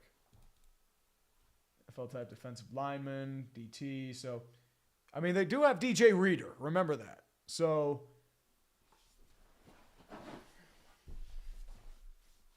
I mean, he is a big boy. And he's a multiple, so yeah, honestly, I think it kind of works. Darius Robinson, welcome to the Lions. And Ravens, I mean, this has got to be a Donai Mitchell, right? Like, you have a wide receiver, you need a weapon for Lamar. None of them's really worked. Yeah, this is a Donai Mitchell. San Francisco, do you go wide receiver here because you might be trading Brendan Ayuk? That's the question. I mean, you do need offensive line help, but I think wide receiver might be the play. Ooh, the Kings are up 1-0.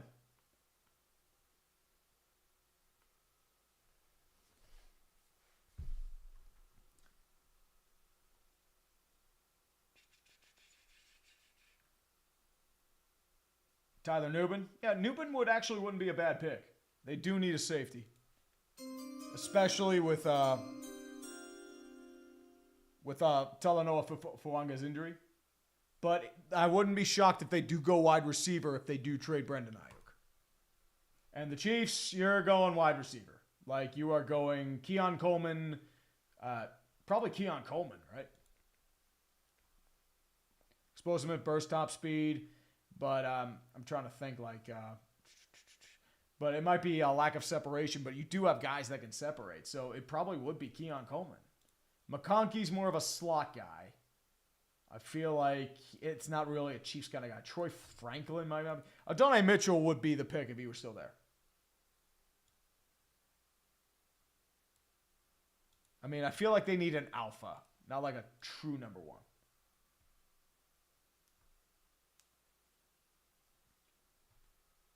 Yeah, I mean, honestly, it would probably be Kool-Aid. Kool-Aid's already gone, dude. I drafted him 28th.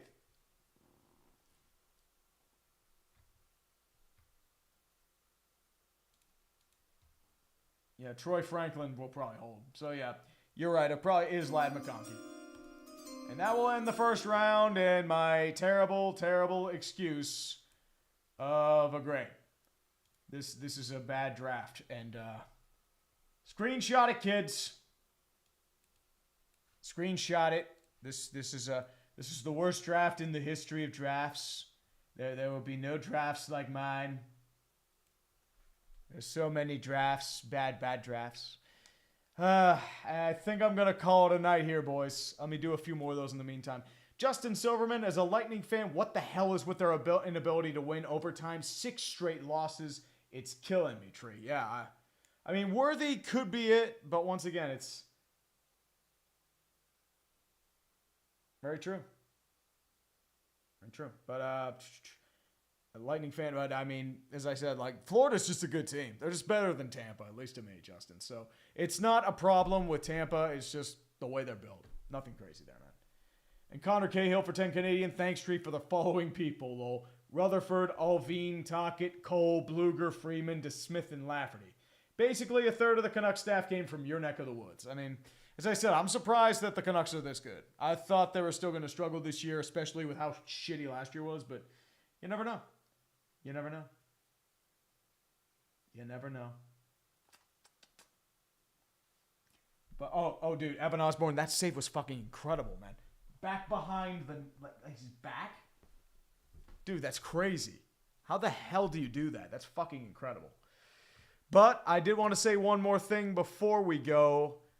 I am still waiting on... I was hoping to do a draft, but I did want to say as well, this stream is sponsored by Underdog Fantasy.